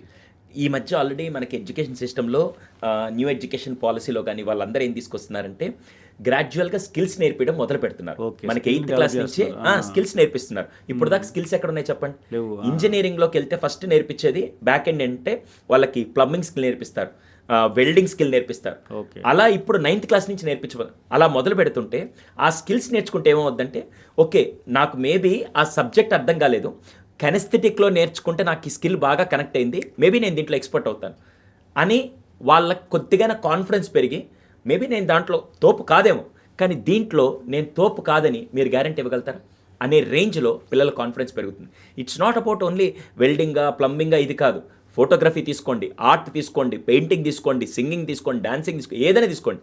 ఒక పర్ఫార్మింగ్ ఆర్ట్ స్కిల్లో దేంట్లోకి వెళ్ళిన వాళ్ళు ఎక్స్పర్ట్ అయ్యి ఈరోజు నేను మొన్న ఒక స్కూల్ యాన్యువల్ డేకి వెళ్ళాను. యాన్యువల్ డేకి వెళ్తే ఆ అబ్బాయి వాళ్ళ టీచర్ పరిచయం చేస్తూ స్టేజ్ మీద నిలబెట్టి పరిచయం చేస్తూ వీడు 6 సబ్జెక్ట్స్లో ఒక్క సబ్జెక్ట్ పాస్ అయినా చూడాలనుకునే వ్యక్తిలో నేను ఒక దాన్ని టీచర్. కానీ బ్యూటీ ఏంటి తెలుసా, ఆపకుండా 11 ఇన్స్ట్రుమెంట్స్ ప్లే చేయగలుగుతాడు. 11 ఇన్స్ట్రుమెంట్స్. నేను ఆ రోజు స్టేజ్ మీద లైవ్లో చూసి ఐ వాజ్ సర్ప్రైజ్డ్. అసలు ఒక ఇంటర్ +1 చదివే స్టూడెంట్ 11 ఇన్స్ట్రుమెంట్స్ ప్లే చేస్తున్నాడంటే వాడు తోపు. ఇంటర్ దాకా రావడానికి 10th క్లాస్ 2 సార్లు చదివాడు. ఇప్పుడు do you feel that he is worthless? అదే, దట్స్ ట్రూ. అసలు నాకు ఆ రోజు చాలా బాగా it's an eye opening thing. మీ దృష్టిలో చాలా స్కూల్స్ తిరుగుతారు కదా, వాట్ ఈస్ బెస్ట్ స్కూల్? ఎలా చూస్ చేసుకోవాలి పేరెంట్స్? మామూలుగా మన వాళ్ళు చూసేది ఫస్ట్ బిల్డింగ్ ఉందా, సెకండ్ది ర్యాంకులు ఎన్ని వచ్చాయి ఇలా చూస్తారు. నేను ఫస్ట్ చెప్పేది ఏంటంటే ఇంకో క్రేజీ థింగ్ ఎలాగా అడిగారు కాబట్టి చాలామంది ఈ మధ్య ఏం చూస్తారంటే గ్రౌండ్ ఉందా అని చూస్తున్నారు. కానీ గ్రౌండ్లో ఎంతసేపు ఆడిస్తున్నారు, మా పిల్లల్ని ఇంకొద్దిసేపు ఎక్కువ ఆడించమని కూడా ఏ స్కూలు ఏ పేరెంట్ అడగట్లేదు. ఫస్ట్ చూడాల్సింది ఏంటంటే మీరు అన్నట్టు ఇన్ఫ్రాస్ట్రక్చర్ కంటే ముఖ్యం గ్రౌండ్, మిగతా ఫెసిలిటీస్. అంటే పిల్లలు కూర్చున్నప్పుడు అక్కడ నేచర్కి ఎంత కనెక్ట్ అవుతున్నారు. ఓకే. అపార్ట్మెంట్లో కూర్చోబెట్టి చెప్పేస్తా అంటే దానివల్ల పిల్లల జీవితం మీరన్న యాజ్ అ పీడియాట్రిషియన్ మీరు విటమిన్ డి కావాలి, లేకుంటే సన్లైట్ కావాలి, లేకుంటే వాళ్ళకి నేచర్తో కనెక్ట్ అవ్వాలి. దాంట్లో మాత్రం ఏ పిల్లల స్కూల్ అయితే నేచర్తో ఎక్కువ కనెక్ట్ అవుతుందో వాళ్ళు చాలా హెల్తీగా మెంటల్ పీస్తో ఎక్కువ కనెక్ట్ అవుతారు. కానీ ఇక్కడే అసలు ప్రాబ్లం ఉంది. అలాంటి నేచర్తో కనెక్ట్ అయ్యి అయితే ఇంటర్నేషనల్ స్కూల్స్ ఉంటాయి, లేదంటే గవర్నమెంట్ స్కూల్స్ ఉంటాయి. మరి ఇప్పుడు మనం వచ్చిన మిడిల్ క్లాస్ ఫ్యామిలీస్ ఉన్నాయి అనుకోండి, అలాంటి వాళ్ళకి అంత గ్రౌండ్తో సిటీ సెంటర్స్లో ఎక్కడ దొరుకుతాయి స్కూల్స్? వాళ్ళ పరిస్థితి ఏంటి? కానీ దొరుకుతున్నాయి, సీరియస్ చెప్తాను. నేను ఇప్పుడు దాన్ని ఎక్స్ప్లోర్ చేస్తే కూడా ఇప్పుడు మళ్ళీ అందరూ అడుగుతారు బెస్ట్ స్కూల్ చెప్పు, బెస్ట్ స్కూల్ చెప్పు. బెస్ట్ స్కూల్ నేను చెప్పను, కానీ ఎలా చూస్ చేసుకోవాలి మాత్రం చెప్తాను, గుర్తుపెట్టుకోండి. సార్ గ్రౌండ్ అంటే అదేదో 2 ఎకరాల్లో మొత్తం ఫుల్ అయిపోయి ఉండాల్సిన అవసరం లేదు. బేసిక్ ఉంటూ చుట్టుపక్కల గ్రీనరీతో ఉంటే అప్పుడేమవుతుందంటే అలా అని చెప్పి మెయిన్ రోడ్డు దగ్గర పెట్టేశారనుకో ఆ పొల్యూషన్ అంతా పిల్లలకి రోజు ఉదయం నుంచి రాత్రి దాకా అది ఎఫెక్ట్ అవుతుంది. కొద్దిగా గ్రాడ్యువల్ డిస్టెన్స్లో మెయింటైన్ చేస్తూ అక్కడ గ్రీనరీతో సరౌండింగ్ అయ్యి మినిమం గ్రౌండ్ ఫెసిలిటీస్లో వారానికి మినిమం 3 to 4 టైమ్స్ లేకుంటే డైలీ 1 hour అయినా పిల్లల్ని గ్రౌండ్లో ఆడించే విధంగా అలా కనుక్కుంటే ఫస్ట్ రిక్వైర్మెంట్. సెకండ్ది వెంటిలేషన్ ప్రాపర్గా వస్తూ. ఓకే. మన వాళ్ళు ఏం చేస్తారంటే AC bus, AC class room, వీలైతే అంటే సారీ ఈ వర్డ్ యూస్ చేస్తున్నాను, వాష్రూమ్ కూడా ఏసీ ఉంటే మన వాళ్ళు చాలా సేఫ్గా ఫీల్ అవుతారు. యాక్చువల్ అన్ని ఏసీలో పెడితే నేను మిమ్మల్ని ఒక క్వశ్చన్ అడుగుతాను. 2 పిల్లలు ఉన్నారు. ఒక పిల్లాడు పుట్టిన దగ్గర నుంచి మట్టిలో ఆడుకుంటూ రోజు గ్రౌండ్లో ఆడుకుంటూ ఇసుకలో పడి అలా చేస్తూ ఉన్నాడు ఒకడు. ఇంకోడిని లేదు మట్టిలో వెళ్ళకూడదని చెప్పి వాడిని ఏసీలో తినిపించి ఏసీలో పడుకోబెట్టి ఏసీలో ఉంచి అన్నీ చేస్తున్నారు. వీళ్ళిద్దరిలో ఎవరి ఇమ్యూనిటీ సిస్టమ్ బాగుంటుంది? ఆబ్వియస్గా నేచర్లో ఆడుకునే వాళ్ళే ఉంటుంది. అందుకే గవర్నమెంట్ స్కూల్ పిల్లలు ఎందుకు అంత స్ట్రాంగ్గా ఏదొచ్చినా గట్ ఫీలింగ్తో వెళ్తారంటే వాళ్ళు నేచర్తో ఫిజికల్గా వాళ్ళు ఎక్కువ సన్లైట్కి ఎక్స్పోజ్ అవుతే ఇలా అవుతారు కాబట్టి వాళ్ళు చాలా స్ట్రాంగ్ ఉంటారు. అందుకే నేను చెప్పేది అంటే క్లాస్ రూమ్లో ఏసీ కావాలనుకుంటే సర్టెన్ టైం వరకు ఓకే. నేను దానికి అగెయిన్స్టా మళ్ళీ నా మీద మీరు కేసులు పెట్టి ఏం చేసినా కూడా నేను క్లియర్గా చెప్తున్నాను. ఏసీ అనేది ఎంత తక్కువ చేస్తే పిల్లలు అప్పుడు వాళ్ళ ఇమ్యూనిటీ సిస్టమ్ ఇంకా చాలా డెవలప్ అవుతుందని నేను అంటాను. That is what. నేను నా పాపను ఒక స్కూల్లో జాయిన్ చేశాను. వాళ్ళ దాంట్లో ఏసీ ఉండదు, విండోస్ ఓపెన్ చేసి ఉంటాయి, ఖచ్చితంగా వెంటిలేషన్ వచ్చి గ్రీనరీ వచ్చి కనెక్ట్ అయ్యే విధంగా ఉండే స్కూల్లో నేను జాయిన్ చేశాను. అది 200% నాకు కావాలి. ఇప్పుడు స్కూల్ పేరు అడిగి మిమ్మల్ని ఇబ్బంది పెట్టను నేను. నేను చెప్పను కూడా. నేను ఆ స్కూల్కి బ్రాండ్ చేయాలనుకోవట్లేదు, మిగతా స్కూల్ని తగ్గించాలనుకోవట్లేదు. అందుకే మిమ్మల్ని ఇబ్బంది పెట్టడం ఇష్టం లేదు. పిల్లలకి అడిగినన్ని ఇవ్వటం చాలా పెద్ద సమస్య. మాకు డబ్బులు ఉన్నాయి, పిల్లలు కావాలని అడుగుతున్నారు, ఇస్తాం, ఏంటి తప్పేంటి? అస్సలు తప్పలేదండి. భవిష్యత్తులో ఏమైనా కూడా మీరు తప్పని ఫీల్ అవ్వద్దు. భవిష్యత్తులో ఏ నష్టం జరిగినా కూడా అది నా వల్లే జరిగిందని హ్యాపీగా మీరు ప్రౌడ్గా అంటే ప్రేమని మీరు తప్పంటారా? దీనికి 2 పదాలు ఉన్నాయి. ఎండమూరి వీరేంద్రనాథ్ గారు గురువు గారు చాలా అద్భుతంగా ఆయన పుస్తకంలో ఒకటి రాశారు. ప్రేమ, గారాబం 2 పదాలు ఉంటాయి. గారాబం అంటే ఏంటంటే అడక్క ముందే అతిగా అన్నీ ఇచ్చేస్తే దాన్ని గారాబం అంటారు. అంటే దాని విలువ తెలియకుండా, దాని అవసరం తెలియకుండా, దాని నీడ్ అసలు రాకుండానే ఇచ్చేస్తే దాన్ని గారాబం అంటారు. ప్రేమ అంటే ఏంటి తెలుసా? ఏదైనా వస్తువు అడిగినప్పుడు దాన్ని వాళ్ళకి అర్థమయ్యే రీతిలో, దాని విలువ వాళ్ళకి తెలుసుకున్న రీతిలో చెప్పి దాని తర్వాత ఆ వస్తువు ఇస్తే దాన్ని ప్రేమ అంటారు. ఈరోజు నేను మొన్న యుఎస్ వెళ్ళాను, ఒక 38 days పాటు ఉంటే 5 bedroom హౌస్ చూశాను. ఒక దాంట్లో అమ్మ నాన్న ఉంటారు, రెండో దాంట్లో పిల్లలు ఉంటారు, మూడో దాంట్లో గెస్ట్ ఎవరైనా ఉంటారు. మిగతా 2 రూమ్లు ఏంటి తెలుసా? టాయ్స్ మొత్తం. మళ్ళీ వాళ్ళు వచ్చి పేరెంట్స్ ఏం కంప్లైంట్ చేస్తారు తెలుసా? మా వాడు అసలు టాయ్స్తో ఆడట్లేదండి, రూమ్ నిండా టాయ్స్ ఆడట్లేదు. ఎవడు కొనిమన్నాడు అసలు అండి? మనం చిన్నప్పుడు మీకు గుర్తుందా? అంటే మేమందరం అలాంటి ఫ్యామిలీస్ నుంచి వచ్చాం, మీకు కూడా ఎక్స్పీరియన్స్ ఉంటుంది. ఏంటంటే సంవత్సరానికి ఒకసారి జాతరలోనో సంతలోనో ఒక టాయ్ కొంటే అది మళ్ళీ పోతే దాన్ని మళ్ళీ స్క్రూ డ్రైవర్ పెట్టుకొని దాన్ని రిపేర్ చేసుకొని మళ్ళీ దానికి తాడు కట్టి లాక్కుంటూ, ఇంకా చెప్పాలంటే పల్లెటూరులో అయితే టెంకాయవో లేకుంటే తాడి చెట్టుకుంటే ఆ 2 తీసుకొని దానికి ఒక స్టిక్ కట్టి చక్రాల్లాగా ఆడుకుంటూ అలా చేసుకుంటూ ఒక్కొక్క టాయ్ని ఇంకో సంవత్సరం దాకా నాకు ఇది రాయదు, దీంతోనే ఏదో ఒకటి చేయాలి, దానికి తాడు కడదాం, దానికి ఏదో ఒకటి చేద్దాం అని చెప్పి ఆ వస్తువుని కాపాడుకుంటూ వాడుకుంటూ వచ్చిన జనరేషన్ మనది. ఇప్పుడు వీళ్ళకేం తెలుసా? ఒక టాయ్ ఇస్తే ఏంది ఇదేనా, ఇంకా నేను ఐఎమ్ ఎక్స్పెక్టింగ్ సంథింగ్ డిఫరెంట్. ఎందుకంటే మీరు ఎక్స్పెక్టేషన్స్ పెంచేశారు. ఇలా ఇస్తూ వెళ్ళారనుకో, రేపటి రోజున మీరు మా వాడికి కేటీఎం బైక్ కొనిద్దాం అనుకునే లోపల నేను యాక్చువల్గా BMW స్పోర్ట్స్ బండి ఆలోచిస్తున్నాను, you gifted A normal bike dad, I don't like it. Okay, you can't fulfil there expectations. అప్పుడు మీరు ఎంత రిచ్ ఎంత తోపు అనేది ఆ ఎక్స్పెక్టేషన్స్కి అర్థం కాదు. They go beyond. ఇప్పుడు పిల్లలకి సక్సెస్తో పాటు ఫెయిల్యూర్ని కూడా యాక్సెప్ట్ చేయడం నేర్పించాలి కదా? 200%. అది మాటలు చెప్పడం కాదు, ప్రాక్టికల్ ఎలా చేయించాలి, మనం ఎలా నేర్పించాలి? Very good question.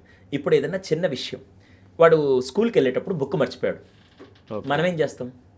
ఇప్పుడు పేరెంట్స్ ఏం చేస్తారు? తీసుకెళ్ళిస్తారా? అంతే అంతే. మన జనరేషన్లో తర్వాత చూద్దాంలే అనుకునేవాళ్ళు. 4 దెబ్బలు తింటరా అని వాడికి వస్తే బుద్ధి వస్తుంది అని చెప్పి నేను అప్పుడేంటి జాగ్రత్త పెరుగుతుంది, వాడు నేర్చుకున్నాను. ఇంతకుముందు ఏదన్నా మనం రన్నింగ్ రేస్లో ఏదైనా ఓడిపోతే, అరే ఎందుకు ఓడిపోయి ఒకసారి ఆలోచించి దాన్ని బట్టి చూడు. ఇప్పుడు ఓడిపోతే అసలు పేరెంట్స్ కూడా ఒప్పుకోవట్లే, ఏం సెకండ్ ఎందుకు వచ్చావు, ఫస్టే రావాలి కదా, బుద్ధి లేదు నీకు ఇంత ట్రైనింగ్ ఇస్తున్నావు, నువ్వు వెళ్తున్నావు, కప్పు గెలుచుకొని రావాలని. ఇంకా వీటికి అసలు ఫెయిల్యూర్ అనేది నేర్పెట్లా. నేనేమంటాను తెలుసా? రోజులో కనీసం 4 సార్లు వాడు గెలవగలిగితే 3 సార్లు ఓడిపోయే విధానం చూపించాలి. అవును. నేను ఇప్పటికీ ఏం నమ్ముతాను తెలుసా? స్పోర్ట్స్ పర్సన్లు ఆత్మహత్యలు చేసుకున్న దానికంటే ఈ చదువుకున్న వాళ్ళు, ఈ ఎగ్జామ్ స్ట్రెస్ వాళ్ళు ఆత్మహత్య చేసుకున్న వాళ్ళు ఎక్కువైపోతున్నారు. ఎందుకు తెలుసా? స్పోర్ట్స్లో మనం క్రికెట్ ఆడుతున్నాం అనుకోండి, ప్రతిసారి మనం 6లే కొట్టాం, ప్రతిసారి 10, 20, 50, 100 కొట్టాం, కొన్నిసార్లు డక్అవుట్ అవుతాం. డక్అవుట్ అయ్యామని చెప్పి క్రికెట్ బ్యాట్ పట్టేసి వెళ్ళిపోతాం. మళ్ళీ వెళ్ళి డక్అవుట్ నన్ను చేసావు కదా, నెక్స్ట్ బౌలింగ్లో నేను ఏంటో చేసి చూపిస్తానని చెప్పి మనం వెళ్తాం. అక్కడ ఏమవుతుంది? ఫెయిల్యూర్ని ఇది కాదురా స్ట్రాటజీ మార్చి దాన్ని గెలవాలని చెప్పి నేర్చుకుంటూ ఉంటారు. ఈ జనరేషన్ పిల్లలకి అవి నేర్పేయట్లేదు. ఖచ్చితంగా పిల్లలకి ఒక్కొక్క యాక్టివిటీలో నాన్న నేను ఇప్పుడు హెల్ప్ చేయను, దీన్ని ఎలా సాల్వ్ చేస్తూ నువ్వు నాకు చెప్పు. సింపుల్. మనమే పెద్ద జీవితంలో ఫెయిల్యూర్ ఇప్పుడే పరిచయం చేయమని చెప్పట్లా. చిన్న విషయం. వాడు ఇప్పుడు ఫర్ ఎగ్జాంపుల్ మనం ఇప్పుడు 4th floorలో ఉన్నాం, లిఫ్ట్ పని చేయలేదు. చాలామంది కరెంట్ వచ్చేదాకా ఉందాం, జనరేటర్, అరే ఇప్పుడు మెట్లు కూడా లేవు, లిఫ్ట్ కూడా లేదు, ఊరికే డమ్మీగా అడుగుదాం what are the alternate sources where we can reach 4th floor అంటే వాడేం చెప్తాడు? నిచ్చెనేసుకొని వెళ్ళొచ్చు డాడీ అంటాడు. అలా కాకుండా తాడేసుకొని పైకి వెళ్ళొచ్చు అంటాడు. ఇంకోటి ఒక బంగీ జంప్ లాంటిది ఇలా దూకి పైకి వెళ్ళొచ్చు. You can tell number of ways. మనం వెళ్తాం లేదా పక్కన పెట్టండి, వాడికి ఆలోచన డెవలప్ చేయాలి కదా. ఇలా మనం ప్రాబ్లమ్ని, ఫెయిల్యూర్ని కూడా వాళ్ళకి పరిచయం చేయొచ్చు. బాగా అండర్ రేటెడ్ థింగ్ ఏంటి? ఫెయిల్యూర్. సో ఫెయిల్యూర్ కూడా చైల్డ్ గ్రోత్లో ఒక జర్నీ, ఒక ఇంపార్టెంట్ స్టెప్ ఖచ్చితంగా. సో ఫెయిల్యూర్ అనేది లేకుండా అసలు వాళ్ళు ముందుకు పోవడం సాధ్యం కాదు. వెళ్ళినా కూడా దెబ్బ తగిలితే ఇంకెలా నిలబడాలో కూడా అర్థం కాదు. మళ్ళీ వాళ్ళు కోలుకోరిగా. నేను దానికి ఒక ఎగ్జాంపుల్ చెప్తాను. ఇప్పుడు నేను జీరో నుంచి వచ్చాను. ఎలా అంటే కట్టిక దరిద్రాలన్నీ చూసే వచ్చాను. ఈరోజు మళ్ళీ పడినా నేను లేచి వెళ్ళగలుగుతాను. నేను అలా జీవితాన్ని ఆపుకోలేను, నేను గెలవలేదు, ఇంకా నేను ఆత్మహత్య చేసుకుంటాను వెళ్ళను. నేను ఖచ్చితంగా చేయగలుగుతాను. అదే ఎవరైతే 100 నుంచి లైఫ్ స్టార్ట్ చేస్తారో వాడు 0 పడితే బతకగలుగుతాడు? No, కష్టం కదా. కష్టం. సో అందుకని ఫెయిల్యూర్ని పరిచయం చేస్తే వాడు రేపు ఎక్కడైనా జీవితంలో బతకగలుగుతాడు. సో పేరెంట్స్కి మనం చెప్పాలన్న ఇంపార్టెంట్ మెసేజ్ ఏంటంటే failure is a gift. True. దాన్ని మనం కరెక్ట్ ఛాలెంజ్ చేయాలి అంతే. అంతే. సో ఆ విషయాన్ని చాలామంది అర్థం చేసుకోలేరు.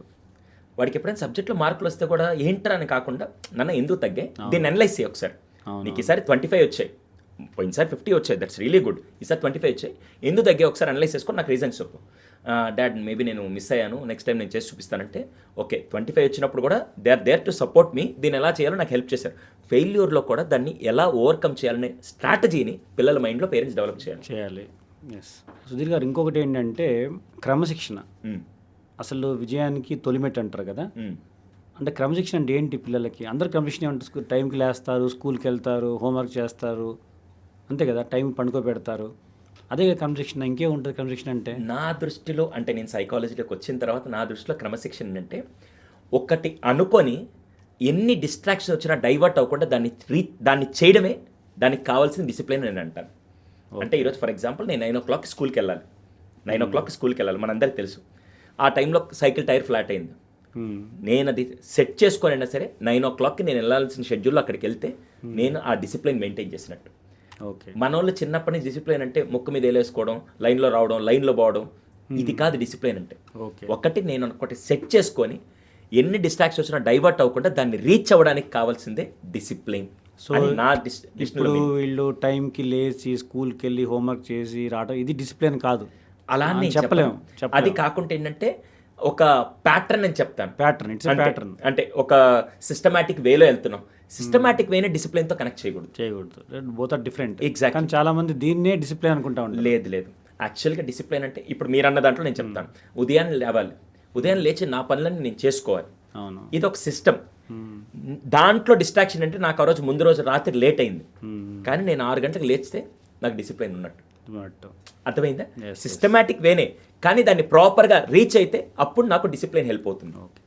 పిల్లల్లో పర్టికులర్గా బుల్లింగ్, వాడు బండోడు, వాడు నల్లోడు, వాడు పొట్టోడు, స్కూల్లో వినే ఉంటాం ఇవి. ఖచ్చితంగా ఏ స్కూల్కి పోయి, ఇంటర్నేషనల్ స్కూల్కి పోయినా, గవర్నమెంట్ స్కూల్కి పోయినా ఇవి మరి అట్లా బండగా ఉండటం, నల్లగా ఉండటం, పొట్టిగా ఉండటం, అది వాళ్ళ మిస్టేక్ కాదు కదా. ఖచ్చితంగా. అది ఎట్లా, ఇది అనుకోగానే చాలామంది ఉంటారు అట్లా. కనీసం 20-30% పిల్లలు వాళ్ళ యొక్క ఇన్ఫీరియారిటీతో బాధపడుతుంటారు. అది మీరు గమనించారు ఎప్పుడన్నా? ఇది ఈరోజు పెద్ద సైకలాజికల్, అంటే సైకో అంటారు చూసారా. అవునవును. ఈరోజు ఎవరైతే అంటున్నారో నాకు తెలిసి వాళ్ళందరూ సైకోలే. సారీ, ఇంత పెద్ద స్టేట్మెంట్ ఎందుకు చెప్తున్నా అంటే అది పక్క వాళ్ళని మానసికంగా ఎంత క్షోభ పెడుతుందో వీళ్ళెవరికి తెలియదు. ఇప్పుడు నేను ఫర్ ఎగ్జాంపుల్ ఒక స్టూడెంట్ ఉన్నాడు, వాడు పొట్టిగా ఉంటే నేనేం చేశానంటే అరే పొట్టడా ఇట్రా అన్నాను అనుకోండి, వాడు ఫీల్ అవుతుంటాడు. ఈ పక్కన ఉన్న నలుగురు ఏం చేస్తారు తెలుసా, అరే మామ సుధీర్ భలే అన్నవరా, పొట్టోడు అన్నావు, భలే అన్నవరా, సూపర్ అనగానే వీళ్ళందరూ చప్పట్లు కొట్టేసరికి నాకు ఎక్కడ అనిపిస్తుంది తెలుసా, ఒరే నేను ఒకటి అంటే వీళ్ళు నాకు చప్పట్లు కొట్టారని చెప్పి నాకు హెడ్ వెయిట్ బాగా పెరగద్దు. పాప మా అవతల వ్యక్తి పొట్టిగా ఉన్నాడని దానికి వాడేం చేయలేడు కదా. అవునా? వాడు ఎలా ఫీల్ అవుతాడు తెలుసా, మేబీ నేను పొట్టిగా ఉండడం వల్ల వీళ్ళందరూ నన్ను అవాయిడ్ చేస్తున్నారు, నేను చేయలేనని చెప్పి ఇన్ఫీరియర్గా ఫీల్ అయ్యి ఇంకోసారి మా గ్యాంగ్లోకి రావాలన్నా, ఫ్రెండ్స్ 10 మంది ఉన్నప్పుడు రావాలన్నా తెలియకుండా వెనక్కి వెళ్ళిపోతున్నాడు. అంటే కారణం నాలాంటి ఒక ఇడియట్ అతన్ని బులింగ్ చేయడం వల్లే. అవును. ఈరోజు చాలామంది పిల్లలు సైకలాజికల్గా ఎఫెక్ట్ అవుతూ, మొన్న ఒక పాప ఒక ఇన్సిడెంట్ కూడా బులింగ్ వల్లే ఎఫెక్ట్ అయ్యి సూసైడ్ చేసుకుంది. అదే ఇలా చాలా ఇన్సిడెంట్ జరుగుతున్నాయి. నేను చూసే వాళ్ళందరూ ఒక రిక్వెస్ట్ చేస్తాను, నీ వల్ల, నీ మాటల వల్ల ఒకడు మనోవేదన పడుతున్నాడంటే నీకంటే సైకో ఇంకోటి ఉండడు. ఇది ప్రతి పిల్లాడు చిన్నప్పటి నుంచి పేరెంట్స్ అర్థం చేసుకోవాల్సిందంటే, ఇక్కడ నేను పేరెంట్స్కి మెసేజ్ చెప్తాను. పేరెంట్స్ ఏంటంటే దయచేసి మీ పిల్లలు ఎవరినన్నా బులింగ్ చేస్తున్నారు లేదా ఎప్పటికప్పుడు టీచర్స్ని వెళ్ళి కనుక్కోండి. కానీ మన వాళ్ళు ఏం చేస్తారు తెలుసా, మా పిల్లడు చాలా మంచోడండి, మా అమ్మ ఎవరి జోలికి వెళ్దండి, ఇలా వీళ్ళ పిల్లల గొప్పతనం చూసుకుంటూ ఉంటారు. ప్రతి పేరెంట్ ఫస్ట్ మీ పిల్లలు మంచోళ్ళే కాదనలా, కానీ పక్కన 10 మంది ఎంకరేజ్ చేయంగానే వీళ్ళు హీరోలాగా ఫీల్ అయిపోయి వీళ్ళ చప్పట్లు బాగున్నాయి, వీడిని కొద్దిసేపు ఏడిపిద్దామని చెప్పి వాడిని నల్లగానో పొట్టిగానో వీడు బక్కగున్నాడని ఏవేవి అంటూ ఉంటే మానసిక క్షోభకి చాలామంది పిల్లలు గురవుతున్నారు. అదే, అంటే ఇక్కడ పాయింట్ ఏంటంటే వీళ్ళ పరిస్థితి ఏంటి, ఈ బుల్లింగ్ సరే ఎంత చేసేవాళ్ళ పరిస్థితి, మరి వీళ్ళు ఎలా దీన్ని తీసుకోవాలి అసలు? దానికి కూడా నేను ఆన్సర్ చెప్తాను. ఇప్పుడు ఫర్ ఎగ్జాంపుల్ నేను రోడ్డు మీద వెళ్తున్నాను, ఒకడెవడో నన్ను వెధవ ఇడియట్ అని పిలిచాడు. ఇది నాకు చాలా బాగా చిన్నప్పుడు మా సైకాలజిస్ట్లో ఒక ఎగ్జాంపుల్ చెప్తే నాకు చాలా బాగా గుర్తుంది. నా పేరేంటి సార్? నా పేరు సుధీర్. నేను రోడ్డు మీద వెళ్తున్నప్పుడు రే ఇడియట్ ఇట్రా అని పిలిచాడు అనుకోండి, నేను కనుక వెనక్కి తిరిగానంటే నా పేరేంటి? వెధవ అవుతారు. అంతే కదా. నా పేరేంటి యాక్చువల్గా? సుధీర్. నా పేరు మా అమ్మ నాన్న అంత కష్టపడి పెట్టిన పేరు సుధీర్ ఉండగా నేను వెనక్కి తిరిగి రే నన్ను ఇడియట్ అన్నావా అని నేను వచ్చాను అనుకో, ఓ దొరికావరా, రేపటి నుంచి నువ్వు ఇడియట్టే, రేపటి నుంచి నేను కనపడినప్పుడు నన్ను ఏమంటారు? ఇడియట్ అని అంటారు. అలా కాకుండా నేను ఒకసారి వెనక్కి తిరగల, 2 సార్లు వెనక్కి తిరగల, 3 సార్లు వెనక్కి తిరగల, ఇప్పుడు నన్ను ఇంకోసారి 4వ సారి అంటారా, లేకుంటే ఇంకో ఇడియట్ కోసం ఎత్తుక్కుంటారా? ఇంకో ఇడియట్ ఎత్తుక్కుంటారు, అంతే కదా. ఇప్పుడు నేను ఇక్కడ చెప్పేదంటే వాడు నిన్ను పొట్టిగా ఉన్నాడు అనగానే అబ్దుల్ కలాం గారు కూడా పొట్టిగానే ఉంటారు. ఈరోజు అబ్దుల్ కలాం గారు లేకపోయినా ఆయన్ని తలుచుకొని దండం పెడుతున్నాం అంటే ఈరోజు ఆయన ఎవరు అనరు. అర్థమైందా? చూసే వాళ్ళందరికీ చెప్తున్నాను, సక్సెస్ స్పీక్స్. ఎగ్జాక్ట్లీ. ఈరోజు నల్లగా ఉన్నారని చెప్పి అనే వాళ్ళందరికీ ఒక పర్సన్, భారతదేశాన్ని ఏలుతున్న పర్సన్, ఈరోజు మనందరం ఆవిడకి చేతులెత్తి నమస్కరిస్తున్నాం. ఆవిడ కలర్ ఈరోజు మనల్ని ఏం చేయట్లేదు. She deserves it. She deserves our respect. ఈరోజు నేను అదే విషయం చెప్తాను. ఈరోజు ఎవరైతే మిమ్మల్ని బాడీ షేమింగ్ చేస్తున్నారు, ఎవరైతే మీ కలర్ గురించి మాట్లాడుతున్నారు, మీరు ఎవరైతే హైట్ గురించి మాట్లాడుతున్నారు, వాళ్ళందరూ మాట్లాడుకునండి. కానీ వాళ్ళందరూ చూసేది నీ ఎక్స్టర్నల్ అపియరెన్స్ మాత్రమే. రేపటి రోజున వాళ్ళే నీ ఇంటర్నల్ సక్సెస్తో మాట్లాడుకునేంత వరకు ఇదే నేను చెప్పే డైలాగ్. అది కనుక నువ్వు చేయగలిగితే పర్సన్ స్ట్రాంగ్గా తయారవుతాడు బాస్. ఖచ్చితంగా నాకు తెలిసి వాడు ఎదిగినట్టు ఇంకెవడు ఎదగలేడు. అలా ఎదగాలని పిల్లలు నేను కోరుకుంటాను. చిన్న పిల్లలకు కానీ పెద్దవాళ్ళకి కానీ ఇట్స్ కామన్ క్వశ్చన్, జెలసీ. ఇప్పుడు పక్క వాళ్ళు మనకన్నా ఎక్కువ మార్కులు వచ్చినా, ఎక్కువ సంపాదించినా, ఎక్కువ ఎదుగుతున్నా, సో ఆబ్వియస్గా జెలసీ ఉంటుంది. ఎట్లా దానివల్ల అది నార్మలా? కుళ్ళుకోవటం అన్నది దాని ప్రాబ్లమా? ఏదైనా మనకి జ్వరం కూడా 99 లోపల వస్తే నార్మల్ ఫీవర్ అంటాం, 99 దాటి 101, 102 వస్తే ఫీవర్ అని చెప్పి మనం డయాగ్నోస్ చేస్తాం. ఇన్ ద సేమ్ వే ఇక్కడ కూడా, ఇప్పుడు ఫర్ ఎగ్జాంపుల్ ఒక మేడం ఎదిగారు అనుకో, అరే ఈవిడ నాతో పాటు సైకాలజీ జర్నీ స్టార్ట్ చేసింది, ఏమీ వెళ్ళిపోతుందని ఎక్కడో లోపల ఒక ఫీలింగ్ ఉంటుంది. అది జెలసీ అనేది మనిషికి హ్యాపీ, సాడ్, యాంగర్ ఇవైతే ఎలా ఎమోషన్స్ ఉన్నాయో ఇది కూడా ఎమోషన్. అలా అని చెప్పి నేను ఆమె రేపు కార్ ఎక్కెట్టెళ్తే నేను చూస్తా, కార్ టైర్ ఫ్లాట్ చేస్తే ఆమె మీటింగ్కి వెళ్ళకపోతే ఆమె క్రేజ్ తగ్గిపోద్ది, అలా నేను చేసి చూపిస్తా. ఇప్పుడు ఇదేంటి? జెలసీ నుంచి పుట్టిన రివెంజ్. అందుకని జెలసీ ఒక స్టేజ్ దాకా ఉండి దాన్ని ఎలా తీసుకోవాలో మనం మోటివేట్ చేయాలి. ఎగ్జాక్ట్లీ. దాన్ని ఎలా ఒరే ఆవిడే నాతో పాటు జర్నీ స్టార్ట్ చేశారు, ఆవిడేమో ఈరోజు మంచి క్రేజ్ తెచ్చుకున్నారు, నేను ఎందుకు తెచ్చుకోలేకపోయాను? మేబీ నేను పబ్లిక్ ఫారంలో మాట్లాడలేదేమో, మేబీ నేను ఆవిడ చెప్పిన స్టైల్లో చెప్పలేకపోతున్నాను. ఇప్పుడు నా స్టైల్ నేను బిల్డ్ చేసుకుంటే ఆవిడ నేను కాంపీట్ చేయగలుగుతాను కదా. అనే విధంగా జెలసీ అనేది మోటివేషన్ ఫ్యాక్టర్ లాగా ఎదిగితే ఒక్కొక్కరు మెడల్స్ తెచ్చుకున్న వాళ్ళు ఉన్నారు. జెలసీ దాన్ని అలాగే పెట్టుకుంటే వాళ్ళకంటే వీళ్ళు నీచ స్థితికి వెళ్ళిపోయిన వాళ్ళు కూడా ఉన్నారు. ఓకే, అంటే జెలసీ కూడా చాలా అండర్ ఎస్టిమేటెడ్ ఒక thing. Under estimated motivation factor. దాన్ని మీరు అన్నట్టు ప్రాపర్గా యూజ్ చేసి, ఇప్పుడు ఫర్ ఎగ్జాంపుల్ మీరు చేస్తున్నారు వెపన్, ఎగ్జాక్ట్లీ దాన్ని కన్నా కరెక్ట్గా కొద్దిగా ఆలోచించి అది నెగిటివ్ ట్రిగ్గర్ కాకుండా పాజిటివ్ ట్రిగ్గర్ మార్చుకుంటే అది చేసే వ్యక్తిలో నెక్స్ట్ లెవెల్ తీసుకెళ్తుంది. ఓకే, సో పిల్లలకు కూడా అది మనం చెప్పాలి, పిల్లలకి నేర్పించాలి. సుధీర్ గారు, ఇప్పుడు పిల్లలు ఏదైనా తప్పు చేస్తే మదర్ కనుక కోపడుతుంటే ఫాదర్ వచ్చి చేయడం పెడతారు, లేదా ఫాదర్ కోపడుతుంటే తల్లి వెనకాల వెళ్ళి దాక్కుంటాడు పిల్లలు. సో వాళ్ళు ఆపుతారు, ఆపొద్దు, చేయొద్దు, నువ్వు పిల్లలతో తెలియక చేస్తారులే. అది కరెక్టా? యాక్చువల్గా ఎప్పుడు కూడా పిల్లల ముందు పేరెంట్స్ ఒకే మాట మీద ఉండాలి. ఇప్పుడు పిల్లల ముందు తండ్రి తల్లిని తక్కువ చేయకూడదు, తల్లి తండ్రిని తక్కువ చేయకూడదు. అలా చేయడం వల్ల ఏమవుతుంది తెలుసా? ఓహో అమ్మకి వాల్యూ లేదా, ఓహో ఈ విషయంలో నాన్నకి వాల్యూ లేదా అని చెప్పి పిల్లలు ఎప్పుడు అలా తీయకూడదు. కానీ చాలా ముద్దుగా ఉంటుంది కదా వెనకాల వెళ్ళి దాక్కోవటం. వెనక దాక్కోవడం ఉంటుంది.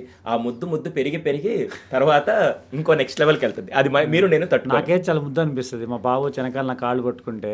ఇప్పుడు నేను ఆ విషయంలో మీరు ఆ వర్షన్ అన్నారు కాబట్టి చెప్తాను. ఇప్పుడు సాయంత్రం పూట పిల్లలు ఏం చేస్తారు?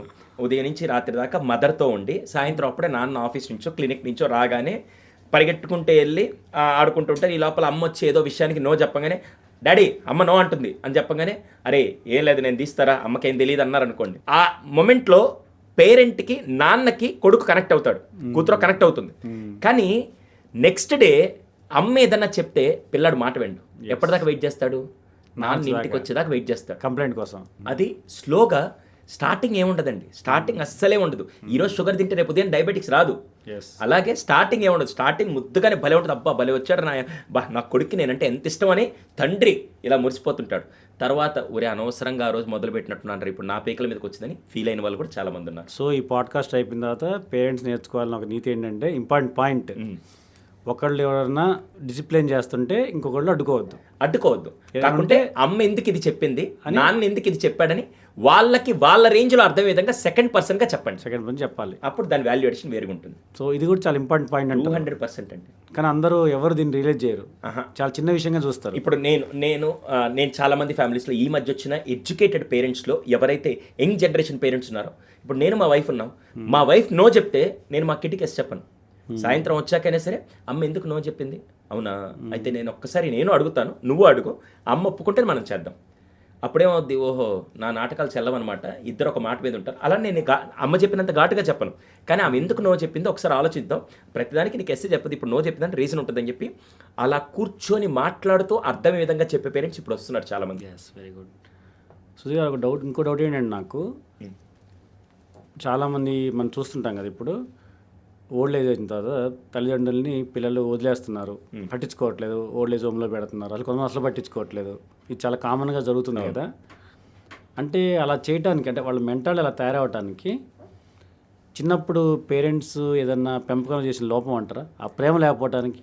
అలా అని ముందే మనం చెప్పలేం, 200% దాన్ని ఇప్పుడే గెస్ చేయలేం. ఇప్పుడు నేనున్నాను, నేను చావైనా అట్లా కాదు, చిన్నప్పుడు పిల్లలకి సరైన టైమింగ్ ఇవ్వకపోవటం, అంటే వాళ్ళ క్వాలిటీ టైం కూడా అవ్వకపోవటం, ఇటు బాండింగ్ అంత develop. There are chances, but 100% ఇదే అని మాత్రం గ్యారంటీగా చెప్పలేం. వాళ్ళు రేపు పెద్ద అయిన తర్వాత, వాళ్ళు ఎదిగిన తర్వాత, కొన్నిసార్లు రిలేషన్షిప్ వచ్చిన తర్వాత భార్య ఫోర్స్ వల్ల, భర్త ఫోర్స్ వల్ల, లేకుంటే పరిస్థితుల వల్ల, లేకుంటే ఇంకొన్ని కారణాల వల్ల, ఏవో ఒక రీజన్స్, దాదాపు ఒక్కో పర్సన్కి ఒక్కో రీజన్స్ వల్ల జరుగుతుంది తప్ప చిన్నప్పుడు ఇవ్వకపోవడం వల్ల ఇలా అయ్యారని మాత్రం 100% దాన్ని జడ్జ్మెంట్ చేసి చెప్పలేం. సో అది అట్లా కరెక్ట్ కాదు, అది కరెక్ట్గా జడ్జ్ చేసి మాత్రం చెప్పలేం. లేకుంటే నేను ఊరికే ఖాళీగా ఉండి మీరు అడిగిన స్టేట్మెంట్ జడ్జ్ చేయాలనుకో, లేదండి 100% అది కరెక్ట్ అని నేను చెప్పొచ్చు.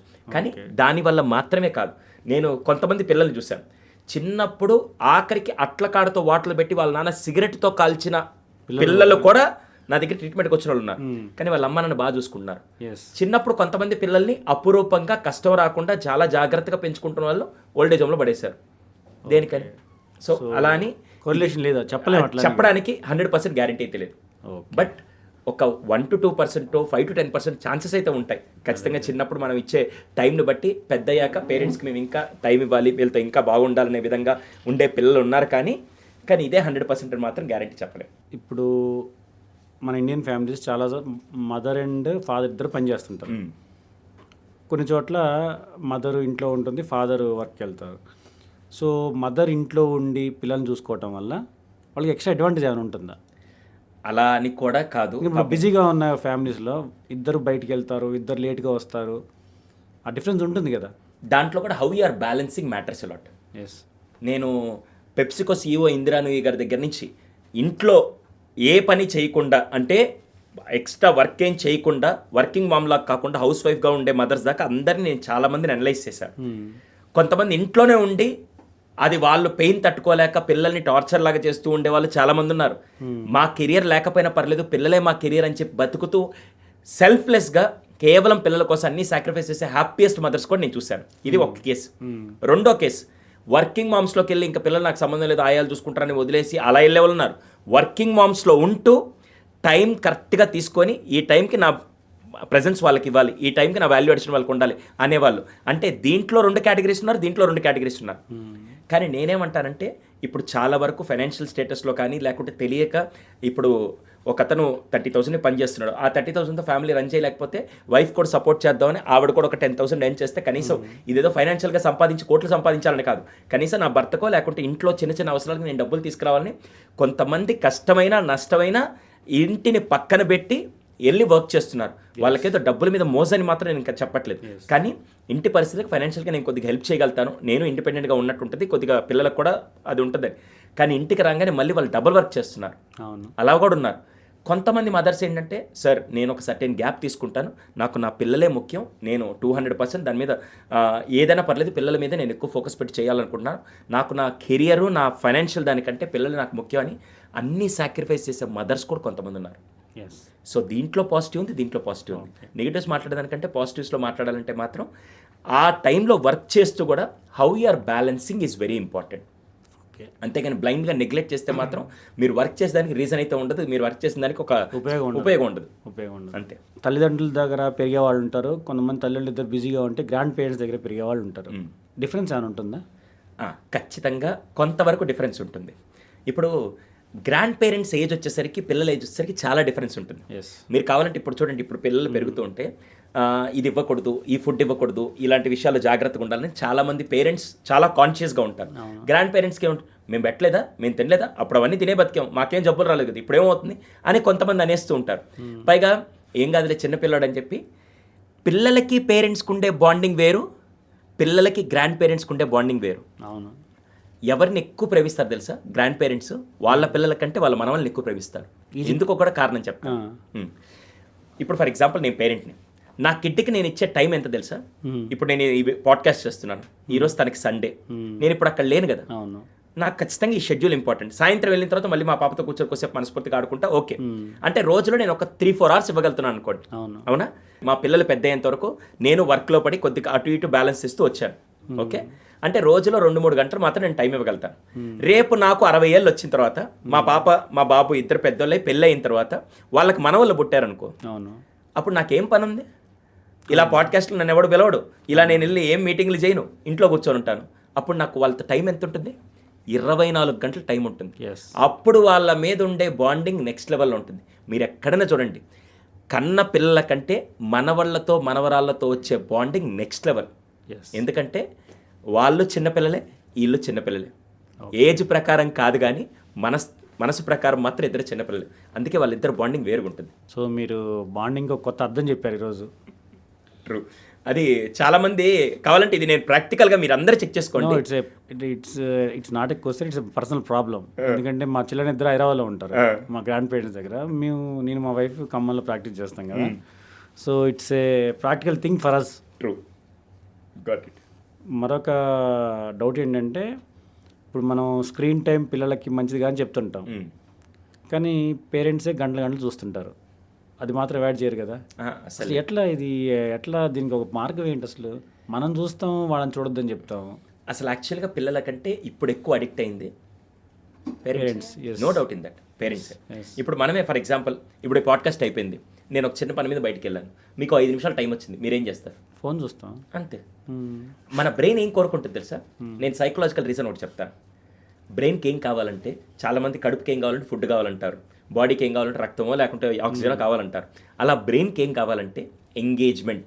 ఎంగేజ్మెంట్ అంటే మళ్ళీ ఇది కాదు. ఎంగేజ్మెంట్ అంటే ఏంటంటే ఏదో ఒక యాక్టివిటీ ఉండాలి. బ్రెయిన్ ఎప్పుడు ఏదో ఒక, మా బ్రెయిన్కి ఎలాగో థాట్స్ కంటిన్యూస్ కలుస్తుంటే అలాగే బ్రెయిన్కి యాక్టివిటీ కావాలి. మనం కనుక వాళ్ళకి రైట్ యాక్టివిటీస్ ఇవ్వకపోతే వాళ్ళు ఈ యాక్టివిటీకి వెళ్తారు. అందుకోసం ఫస్ట్ పిల్లలకి స్పోర్ట్స్ పరంగానో యాక్టివిటీస్ పరంగానో ఏదో ఒక ఆల్టర్నేట్ ఎంగేజ్మెంట్స్ ఇవ్వగలిగితే ఆ స్క్రీన్ టైం రెడ్యూస్ చేయగలుగుతాం. మనోళ్ళు ఏం చేస్తారు తెలుసా? మీకు చంద్రముఖి సినిమా గుర్తుందా? చంద్రముఖి సినిమాలో వాళ్ళ అత్తగారు ఏం చెప్తారంటే, ఆ ఇంటికి వచ్చిన తర్వాత, కొత్త ఇంటికి వచ్చిన తర్వాత జ్యోతికకి ఏం చెప్తారంటే, ఆ పైనుండే రూమ్కి వెళ్ళొద్దు అని చెప్పారు. ఈవిడికి ఏమనిపిస్తుంది? అక్కడేదో ఉంది. అవునా? ఇప్పుడు మనకు కూడా సార్ వెనక్కి తిరగొద్దంటే వెనక్కి ఏముంది? అవునా? ఇలాగే పిల్లల్ని కూడా వాడొద్దు, చూడొద్దు అంటే నువ్వు అటెళ్ళు నేను చూసుకుంటా, నువ్వు ఇటెళ్ళు నేను చూసుకుంటా అని వెళ్తారు. ఫస్ట్ అక్కడ మనం చేయాల్సింది చూడొద్దని కాకుండా దాంట్లో ఎంత కిక్ వస్తుందో, డ్రాయింగ్ కాంపిటీషన్లో నీకు ఆల్రెడీ డ్రాయింగ్ అంటే ఇష్టం కదా, నేను దీంట్లో ఒక ఛాలెంజ్ ఇస్తా, దీన్ని నువ్వు చేసి చూపించగలుగుతావా అనే ఒక ఎంగేజింగ్గా దానికంటే ఎక్కువ కిక్ ఇచ్చే యాక్టివిటీస్ కనుక మనం చిన్నప్పటి నుంచి, వాడు ఆల్రెడీ అడిక్ట్ అయిపోయిన తర్వాత తీసుకొని వచ్చి మీరు ఎన్ని పెట్టినా వాడికి అర్థం కాదు. అందుకే స్టార్టింగ్ నుంచి ఆల్టర్నేట్ యాక్టివిటీస్ ప్లాన్ చేయండి. పైగా నేను కొన్ని విషయాలు చెప్తాను. ఫస్ట్ది, పిల్లల ముందు as much as possible phone వాడద్దు. వాడేం చేస్తాడు తెలుసా? బాప్ 1 నెంబరీ, బేటా 10 నెంబరీ, కుదా తేరీ కవా అని చెప్పి వాడు అదే పనిలో నాన్న వాడతాడు, అమ్మ వాడతాడు, నేను వాళ్ళ జీన్సే కదా నేను వాడతానని చెప్పి వాడతారు. ఫస్ట్ ఆ పని పిల్లల ముందు యాజ్ మచ్ యాజ్ పాసిబుల్, అవసరమైతే తప్ప ఫోన్ ఫస్ట్ పక్కన పెట్టండి. సెకండ్ థింగ్, మీరు ఏదో ఒక ప్రొడక్టివ్ వర్క్ చేస్తూ ఉంటే ఇప్పుడు వాళ్ళు హోంవర్క్ చేస్తున్నారు, నేను అక్కడ పెట్టుకొని ఫోన్ కూర్చొని చూస్తూ ఉంటే వాళ్ళకి ఎలా అనిపిస్తుంది, మా నాన్న లైఫ్ బాగుందిరా ఫోన్ చూస్తున్నా, నా బతికేమి ఈ పుస్తకాలతో ఇలా అయిపోయింది. సో వాళ్ళు ఒక వర్క్ చేస్తున్నప్పుడు దాన్ని సిమిలర్ ప్రొడక్టివ్ వర్క్లో మనం కూడా కూర్చుంటే దాని వాల్యూ అడిషన్ వేరు ఉంటుంది. ఇలా కొన్ని సైమల్టేనియస్ చిన్న చిన్న యాక్టివిటీస్ చేస్తూ ఉంటే థింగ్స్ విల్ వర్కౌట్. సుధీర్ గారు, నాకు ఒక సమస్య ఏంటంటే ఫోన్ ఒక్క నిమిషం లేకపోతే రెస్ట్లెస్ అనిపిస్తుంది. నాకే కాదు, చాలామందికి. అది అని జబ్బు అంటారా? 200% జబ్బే. 200. నాకు రేపు నా దగ్గరికి వస్తే ట్రీట్మెంట్ కూడా స్టార్ట్ చేస్తాను.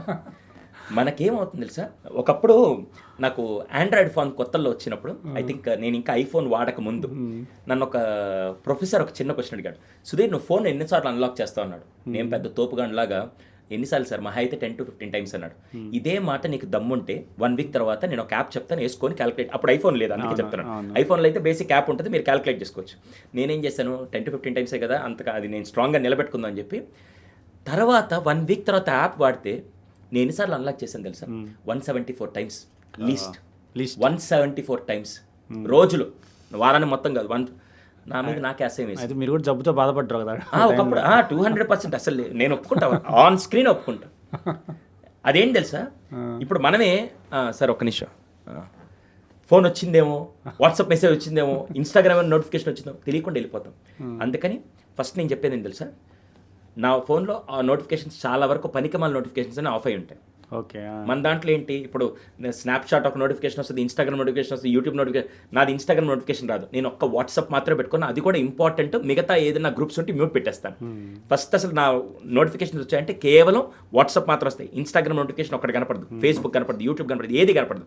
ఎందుకంటే నేను ఏదైనా పనిలో ఉన్నప్పుడు అది రాగానే ఎవరు పంపించారు, ఏం జరిగింది చూద్దాం పద అని అనిపిస్తుంటుంది, అదంతా కనపడకూడదు. సో ఇలా నేను గ్రాడ్యువల్గా తగ్గించుకుంటూ వచ్చాను కాబట్టి things are working out. So first mind గనక ఫోన్ కావాలి చూద్దాం కొద్దిసేపు, మీలో ఎంతమందికి అది జరిగింది ఒకసారి నాకు చెప్పండి.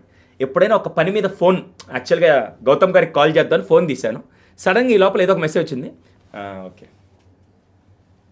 అర్ధగంట తర్వాత ఒరే గౌతమ్ గారికి ఫోన్ చేద్దాం నేను మర్చిపోయాను అని జరిగింది. ఎప్పుడైనా మీకు ఇలాంటివి ఒక పని కోసం చేసి ఆ పని మర్చిపోయి మిగతా పనులన్నీ చేసి లాస్ట్లో అనవసరం ఈ పని కోసం చేసి అది మర్చిపోయాను, మీకు ఎప్పుడైనా జరిగిందా? జరిగితే ఒకసారి కామెంట్ చేయండి. సీరియస్గా ఇది చాలా మందికి తెలియకుండా సైకలాజికల్ ట్రాప్లో ఉన్నాం మనం. సో నేను అనుకోవటం ఏంటంటే majority of people addicted to phone. 200% కదా. దానికోసం ఏం చేయాలంటే దాన్ని డిజిటల్ డీటాక్స్ అంటారు. అవును, డిజిటల్ డీటాక్స్ నేను తీసుకొని వచ్చింది ఏంటంటే, ఎప్పుడైనా నెలలో నేను స్టార్టింగ్ ఒకేసారి రోజు చేయడం నాకు కష్టం. అందుకని నెలలో ఒక సండే ఆ రోజంతా ఫోన్ వాడను. ఓకే. మా ఇంట్లో ఏ స్క్రీన్ వాడకుండా నెలలో ఒక సండే అలవాటు చేసుకోవడం మొదలుపెట్టాను. అది గ్రాడ్యువల్గా వీక్లీ 1 డే తీసుకొని వచ్చాను. అంటే స్టార్టింగ్లో వాడినప్పుడు అటు ఇటు తిరిగే వాళ్ళ టెన్షన్తో టెన్షన్ ఏ ఉండదు, కానీ ఏదో ఒకటి ఎంగేజ్ చేసేవాడిని. పిల్లలతో కావాలని పార్క్కి వెళ్ళేవాడిని, పిల్లలతో అంటే ఉంటే ఏమవుద్ది, ఒక్కసారి చూద్దాం ఎవడన్నా ఫోన్ చేసాడేమో, ఇంపార్టెంట్ కాల్ ఏమో, తొక్కలో నాకేం ఇంపార్టెంట్ కాల్స్ వస్తాయి, కానీ బట్ స్టిల్ మైండ్ అలా క్రేవింగ్లో ఉంటుంది. ఆ క్రేవింగ్ తగ్గించాలి. కానీ ఇంకా దాని గురించి అంత అవేర్నెస్ ఇంకా స్టార్ట్ కాలేదు, డిజిటల్ డీటాక్స్ గురించి అంటున్నారు. ఇప్పుడు ఆల్రెడీ జరుగుతుంది, బట్ మీరన్న రేంజ్లో అయితే కాలేదు. ఎక్కడో 0.001% స్టార్ట్ అయింది, బట్ స్లోగా మాత్రం అది రావాలి. రాకపోతే మాత్రం మన సినిమా వచ్చింది కదా, ఎవరిది డ్రాగన్ హీరో ఒక సినిమా వచ్చింది, అందరినీ లాస్ట్కి ఒక లోకానికి తీసుకెళ్ళి అందరిని ఒక సెంటర్లో డీ అడిక్షన్ సెంటర్ లాంటిది, మొబైల్ డీ అడిక్షన్ సెంటర్ లాంటితో పడేసి వాళ్ళ ఫోన్లన్నీ బద్దలు కొట్టి ప్రపంచానికి కనెక్ట్ చేసే విధంగా వాళ్ళందరినీ జబ్బు వచ్చే వ్యక్తులుగా పరిచయం చేసి మరీ చూపించారు. అదే నాకు డౌట్ ఏంటంటే, ఈ రోజుల్లో మనం రీసెంట్ కొన్ని సంఘటనలు చూసాం. మేఘాలయలో ఆ అమ్మాయి హనీమూన్ మర్డర్ ఇన్సిడెంట్, పూణేలో ఆ తోసేయటం, చిన్న చిన్న అమ్మాయిలు 18-20 ఇయర్స్ అమ్మాయిలు ఆ ఏజ్లో.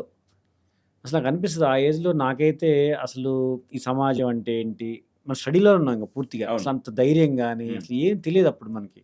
అలాంటిది ఈ జనరేషన్లో వీళ్ళు ఇంత చిన్న ఏజ్లో అంత పెద్ద పెద్ద మిస్టేక్స్, అంటే వాళ్ళ లైఫ్ తర్వాత బాగుంటుంది అంటే అది కూడా లేదు కదా. లేదు, ఒక చిన్న లాజిక్ మిస్ అయ్యి వాళ్ళ జీవితాంతం జైల్లో ఉంటున్నారు. మరి ఏంటి ఇలా జరగడానికి ఏమైనా పేరెంట్స్ అజాగ్రత్త ఏమైనా కారణం అంటారా? చిన్నప్పటి పెంచడంలో ఉన్న అజాగ్రత్త అంటారా ఏమన్నా?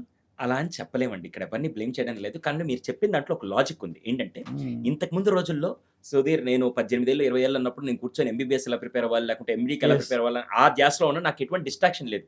కానీ ఈ రోజుల్లో వీళ్ళకి 10వ క్లాస్ చదవక ముందే 10th క్లాస్ మీద ఒక సినిమా తీసి లవ్ ఎలా చేయాలి, అట్రాక్షన్ ఎలా ఉంటుందని చెప్పి చూపించే విధంగా, ఇంటర్లోకి రాగానే నీ గర్ల్ ఫ్రెండ్ లేదా బాయ్ ఫ్రెండ్ లేదా అని క్వశ్చన్స్ పక్కన ఫ్రెండ్స్ పుష్ చేస్తూ ఉంటే, ఇన్ని సెక్టార్స్, ఇన్ని డిస్టర్బెన్సెస్, పైగా బాడీలో జరిగే హార్మోనల్ చేంజెస్కి బయట వాతావరణం ఇంకా ట్రిగ్గర్ Yes. చేస్తూ ఉంటే Yes. వీళ్ళకి తెలియకుండా, అది ఫస్ట్ పాయింట్. రెండోది, ఇలాంటివి ఎలా హ్యాండిల్ చేయాలి అనేది ఇంతకుముందు రోజు రాత్రిపూట 9 మరో గంటలకి సుధీర్ గారు సింపుల్గా చెప్పండి, మరో మేఘాలయ మరో పూణే జరగకుండా ఉండాలంటే ఏం చేయాలి?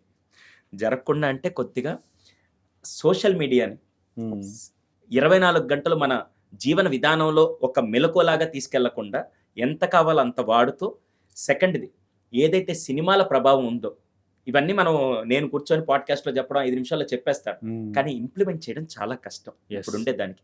ఎందుకంటే ఆ సినిమా రాగానే ఒకవేళ మంచి వాల్యూ బేస్డ్ సినిమా తీస్తే ఎవరు చూడట్ల, దాంట్లో ఒక లవ్ స్టోరీ పెట్టి, ఒక క్రైమ్ పెట్టి, దాన్ని థ్రిల్లింగ్గా ఎలా చంపారని, మీకు గుర్తుందో లేదో నాకు ఇప్పటికీ స్టిల్ బాగా గుర్తు, ఒక కేసు మీద నేను ఒక వీడియో చేశాను. ఒక అబ్బాయి అమ్మాయి, అంటే వీళ్ళిద్దరూ కొద్ది గొడవ పడుతూ ఉంటే ఈ అబ్బాయి విడిపోయాడు. వెంటనే ఈ అమ్మాయి ఏం చేసిందంటే ఆ అబ్బాయి ఫ్రెండ్ని అట్రాక్ట్ అవ్వడం మొదలుపెట్టింది. ఈ తర్వాత ఈ పాత అబ్బాయి వెనక్కి వచ్చాడు, ఎక్స్ బాయ్ ఫ్రెండ్ వెనక్కి వచ్చాడు. ఉమ్, ఈ అమ్మాయి ఏం చేసింది, వీడు నాకు మధ్యలో ఉంటున్నాడని చెప్పి కొత్తగా పరిచయం బాయ్ ఫ్రెండ్ని, ఉమ్, వీడు వాళ్ళకి అడ్డం వస్తున్నాడు, పైగా వీడు కామన్ ఫ్రెండ్ అందరికి అదే అదే అడ్డం వస్తున్నాడని చెప్తే, ఈ అబ్బాయి ఆ అమ్మాయిని ఎలా దక్కించుకోవాలని చెప్పి వీడి ఇంటికి వెళ్ళి గూగుల్ ఓపెన్ చేసి ఉమ్, మర్డర్ ఎలా చెయ్యాలి, ఎలా చేస్తే నా చేతికి మట్ట అంటదని చెప్పి దాన్ని రీసెర్చ్ చేసి డీమార్ట్కి వెళ్ళి కత్తి కొనుక్కొని వచ్చిన విషయం ఉమ్, పోలీసులు విన్న తర్వాత ఆశ్చర్యపోయారు. అదే వాడి వయసు ఎంత, 19 ఇయర్స్. 90. అంటే ఈరోజు మనకు అన్ని ఎలా చంపాలి, ఎలా తప్పించుకోవాలి, ఎలా చేతికి మరకలు అంటకూడదని వీళ్ళు విశ్వ ప్రయత్నాలు చేస్తున్నారు. కానీ లాస్ట్కి అదేదో సినిమాలో ఒక యాక్టర్ చెప్తాడు, అతను ఏంటంటే మీరు ఎన్ని తప్పులు చేసినా ఏదో ఒక రోజు నేరాల ఘోరంలో నూతన ప్రసాద్కి చిక్కుతారని చెప్పి ఒక సినిమా అవును. ఫన్నీ సీన్ ఉంటుంది. అదే అలా ఈరోజు ఇప్పుడుండే సమాజంలో ఏ తప్పు చేసినా ఏదో ఒక రోజు దొరుకుతారు. అది 8 ఏళ్ల తర్వాత అయినా, మొన్న ఒక కేసు అయితే 8 ఏళ్ల తర్వాత వాళ్ళు ఛేదించారు. అవును. అలా దయచేసి ఫస్ట్ చేయాల్సింది సోషల్ మీడియా ప్రభావం, అది ఖచ్చితంగా దాన్ని తగ్గాలి. తక్కువ అంచనా వేయద్దు. అస్సలు 200%. ఈ రోజు 8th క్లాస్కే స్నాప్చాట్, 8వ క్లాస్కి ఇన్స్టాగ్రామ్, 8వ క్లాస్కి యూట్యూబ్లో ఇవన్నీ వచ్చేస్తూ ఉంటే వాళ్ళకి ఎక్కువ కమ్యూనికేషన్ అయిపోతుంది. ఆ కమ్యూనికేషన్ పిల్లలు ఎవరితో చేస్తున్నారో పేరెంట్స్ కనిపెట్టలేకపోతున్నారు.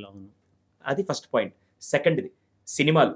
3 అత్యంత భయంకరమైంది. సినిమాలకైనా సెన్సార్ ఇవన్నీ ఉన్నాయి, కానీ ఈ వెబ్ సిరీస్లకి, ఈ డ్రామా సిరీస్కి దేనికి లేవు. దాంట్లో ఏంటి తెలుసా, అబ్బాయి అమ్మాయి మధ్య వచ్చే వెబ్ సిరీస్లో వచ్చే బాండింగ్ చూసి ప్రతి అమ్మాయి ఏమనుకుంటుంది తెలుసా, నాకు ఇలాంటి వాడే కావాలి, ఇలా నా మీద లవ్ చూపించేవాడు నాకు కావాలని ఫ్యాంటసీలోకి వెళ్ళిపోయి అలా జీవితాలు నాశనం చేసుకుంటారు. ఫ్యాంటసీ వరల్డ్లో ఉంటున్నారు యూత్. మీకు అంటే నేను ఇప్పుడు మళ్ళీ కే డ్రామాలు ఇవన్నీ చెప్పానంటే నా మీద కేసులు స్టార్ట్ చేస్తారు. ఈ మధ్య చాలా మంది డిఫరెంట్ డ్రామా సిరీస్ వల్ల కూడా అది సైకలాజికల్ ఎఫెక్ట్ చేసి ఫ్యాంటసీ వల్ల బతుకుతూ రియాలిటీ మర్చిపోతున్నారు. ఓకే. అందుకని ఇవి కొన్ని ఎఫెక్ట్స్, ఇవి మీ పిల్లలు ఎంతవరకు ఎఫెక్ట్ అవుతున్నారు ముందు నుంచి కొద్దిగా జాగ్రత్త పడగలిగితే దేర్ ఆర్ ఛాన్సెస్ ఇవి మనం తగ్గించవచ్చు. సో జాగ్రత్త పడటం అంటే వాళ్ళని పూర్తి రిస్ట్రిక్ట్ చేయమంటారా? సిరీస్ రిస్ట్రిక్ట్ కాదు, మానిటర్ చేయడం. మానిటర్ చేయడం రిస్ట్రిక్ట్ చేసిన కొద్ది వీళ్ళకి ఏంటంటే వాళ్ళు లేనప్పుడు చేయడం మొదలు పెడుతున్నారు. ఓకే. కానీ దాన్ని మానిటర్ చేసి, ఇందాక మీరు ఒక డైలాగ్ వేశారు ఏంటి, నాకు అప్పుడు ఒక గోల్ ఉండింది, నేను డాక్టర్ కోసం ప్రిపేర్ అవుతూ నాకు ఇలాంటి అవిగేషన్స్ అన్ని లేవు.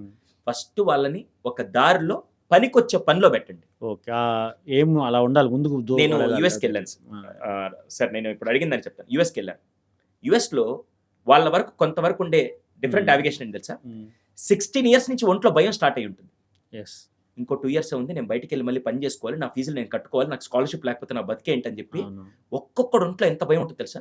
పార్ట్ టైంలో ఉద్యోగాలు చేస్తుంటారు, వచ్చి డబ్బులతో ఫోన్ కొనుక్కుంటారు, లేకపోతే కామ్గుంటారు. ఆ వచ్చిన సంపాదించుకొని సేవ్ చేసుకొని దాంట్లో బండి కొనుక్కొని వాళ్ళు వర్క్కి ఉపయోగించుకుంటుంటారు. అలా పని, ఒక మంచి ఆలోచన, ఒక మంచి గోల్ ఉండేవాడు తప్పులు చేయడు. ఇక్కడేముంది, నీ పనంతా నీ డిగ్రీకి నేనే ఫీజు కడతా, నీ ఇంజనీరింగ్ నేనే ఫీజు కడతా, నీ పోస్ట్ గ్రాడ్యుయేషన్ నేనే పడతా, నువ్వు జీవితాంతం బతుకున్నంత వరకు నా తల్లిదండ్రుల ప్రేమను తక్కువ అంచనా ఇవ్వక నేనున్నానని చెప్పి వీళ్ళే మొత్తం చేస్తూ ఉంటే తిని అరక్క ఈరోజు ఈ పనులన్నీ చేస్తున్నారు. పేరెంట్స్ ఈ విషయంలో మొదటి నుంచి జాగ్రత్త పడాలంటారు. ఎగ్జాక్ట్లీ. సో ఆ సంఘటనలో కూడా కొంతవరకు పేరెంట్స్ ఆ ట్రెండ్, వచ్చిన సోషల్ మీడియా ఎఫెక్ట్ ఇవన్నీ కూడా, కానీ అది ఎండింగ్ లో వచ్చినప్పుడు వాళ్ళకి ఏం అర్థం కాదు. అందుకోసం అయితే నేను ఈ మధ్య కొత్త కాన్సెప్ట్ విన్నానండి. ఏంటంటే పర్టికులర్ 10 ఇయర్స్ నుండి 20 ఇయర్స్ మధ్య పిల్లలు, యూత్ ఉన్నప్పుడు ఇంట్లో రూమ్స్లో గొళ్ళాలు ఉండొద్దు. ఎందుకంటే వాళ్ళు రూమ్లో తలుపు వేసుకొని అసలు వాళ్ళు ఏం చేస్తున్నారు, ఎవరితో కమ్యూనికేట్ చేస్తున్నారు, వాళ్ళు ఏం చూస్తున్నారు అని ఎవరికి అర్థం కావట్లేదు. ఇది నిజమా, లేకపోతే ఏదన్నా ఉట్టిగా జస్ట్ అట్లా? 200%. ఇప్పుడు ప్రస్తుతానికి మా దగ్గరికి ఎవరైనా సైకాలజీ కేసుల్లో వచ్చి పిల్లలు అసలు టైంకి భోజనానికి తప్ప వాడు బయటికి రావట్లేదు, రూమ్లోనే ఉంటున్నాడు, అసలు మాకు ఏం చేస్తున్నాడో కూడా తెలియట్లేదు అంటే మాత్రం ఫస్ట్ మేము సజెస్ట్ చేసేది డోర్లకి లాకులు తీసేమని చెప్తాం. ఎందుకనేది నేను రీజన్ చెప్తాను. ఇప్పుడు వాడు అక్కడ లోపలికి వెళ్ళిన తర్వాత వాడు ప్రాపర్‌గా అసలు సోషలైజ్ అవ్వట్లేదు. యెస్. వాడొక స్క్రీన్‌లో ఉండిపోయి వన్ వే కమ్యూనికేషన్‌లో ఉండిపోతున్నాడు. అవును. తర్వాత no relationship, nothing else, no people management, nothing ఏమీ లేదు. వాడు రేపటి రోజున లోపల ఏం జరుగుతుందో కూడా తెలియట్లేదు. తెలియదు. అవును. కొన్నిసార్లు వాడేదన్నా గేమ్స్‌కి అడిక్ట్ అయ్యాడా? వాడేదైనా సెక్షువల్ కంటెంట్‌కి అడిక్ట్ అయ్యాడా? యెస్. వాడేదన్నా రాంగ్ రిలేషన్‌షిప్‌లో ఉన్నాడా? వాడేదైనా గ్యాంబ్లింగ్‌లో అడిక్ట్ అయ్యాడా? ఏమీ తెలియట్లేదు. అందుకని సర్టెన్ ఏజ్ వరకు ఇప్పుడు మీరు నేను రూమ్‌లో లాక్ ఏసుకున్నాం అనుకోండి. మనం ఏం చేసుకోలేం. ఎందుకంటే మనకు మాక్సిమం అయితే మనకి నిద్రపోతాం, లేకుంటే ఏదైనా సినిమా చూసుకోం. అంతకంటే మనం రాంగ్ నావిగేషన్స్‌కి ఎళ్ళాలని ఎళ్ళలేం. కానీ వాళ్ళ ఏజ్‌తో ఏంటి తెలుసా? లోపల జరిగే హార్మోనల్ బాడీలీ చేంజెస్, ఈ ఎమోషనల్ ట్రిగ్గరింగ్ పాయింట్స్ వల్ల యెస్. రాంగ్ థింగ్స్ అన్నీ ఈజీగా అట్రాక్ట్ అవుతాయి. సో, మీరెప్పుడైనా పిల్లలు కంటిన్యూయస్‌గా ఇంట్లో తలుపులు పెట్టుకుంటున్నారంటే బెటర్ మీ సజెషన్ అయితే ఆ గొల్లాలు తీసేయమంటారు. అంటే కొద్దిగా యాక్సెస్ ఉండే విధంగా. అంటే ఏం జరుగుతుందో తెలిసేట్టు మనకి. ఖచ్చితంగా. అలా అని చెప్పి సీక్రెసీ వాడి రూమ్‌లో లేకుండా. వాడి రూమ్‌లో కెమెరా పెట్టలేము. అదే, అలా అదే. కెమెరా పెట్టినా మళ్ళీ కష్టం అనుకుంటారు. అదే, అదే. అదేదో దానికంటే ముఖ్యం కొన్ని రోజులు గొల్లాలు లేకుండా హ్యాపీగా వాడికి ఏదైనా ఇప్పుడు అది ఎలా స్టార్ట్ అవుతుందో కూడా చెప్తాను. సరే ఇది ఒకే రోజులో జరుగుతున్నట్టు లేదు. ఫస్ట్‌లో ఏం చేస్తారు? అమ్మ నేను ఇప్పుడే రూమ్‌లోకి వెళ్తానని చెప్పి అప్పుడు అమ్మ డోర్ తీయొచ్చు. వెళ్తున్నప్పుడు వీడు వెంటనే అలర్ట్ అయిపోయి ఫోన్ పక్కన పెట్టేసుకొని అలా చేసుకుంటూ ఉంటారు. పోను స్లోగా ఏం చేస్తారు? తలుపు దగ్గరికేసి ఫస్ట్ గడి పెడతాడు. అమ్మ డోర్ నాక్ చేయగానే అమ్మ ఊరికే పెట్టానమ్మా ఇప్పుడే మళ్ళీ తీసేద్దాం అనుకున్నా పెట్టానమ్మా 2 రోజులు అలా సర్ది చెప్పేసి ఒక వారం అలా ఉంటుంది. కొన్ని రోజుల తర్వాత అమ్మ ఒక్కసారి డోర్ నాక్ చేయగానే సడన్‌గా ఓపెన్ చేస్తాడు. ఓకే మా వాడు అలర్ట్‌లో ఉన్నాడని చెప్పి అప్పుడు ఎవరికి అర్థం కాదు. అవును. అలా పోను కొన్ని రోజుల తర్వాత 2 సార్లు, 3 సార్లు, 10 సార్లు కొట్టినా వస్తాలేమ్మా ఆడ పెట్టేసి వెళ్ళిపో నేను ఇప్పుడు తిన్ను నాకు ఆకలి లేదమ్మా వద్దమ్మా ఇలా స్టార్ట్ అవుతుంది. ఆ పొజిషన్ దాకా మాత్రం తీసుకురాకండి. ఎర్లీ సైన్స్‌లోనే మీరు అబ్జర్వ్ చేసి దాన్ని కొద్దిగా ఓకే. సుధీర్ గారు ఇంకొక ఇంపార్టెంట్ ఇష్యూ ఏంటంటే అందరూ చేస్తారు, ఎవరు చెప్పరు ఈ విషయం. హ్మ్. పిల్లలు అయిపోతున్నారు. అవును. గంటలు ఈ ఫోన్‌లో అయి చూసుకొని అంతా అవైలబిలిటీ ఉంది కదా ఇప్పుడు. అది మేజర్ ప్రాబ్లమా? ఎవరన్నా మీతో మీ సైకాలజీ సెషన్‌లో ఎవరన్నా డిస్కస్ చేస్తారా? 200% డిస్కస్ చేస్తారండి.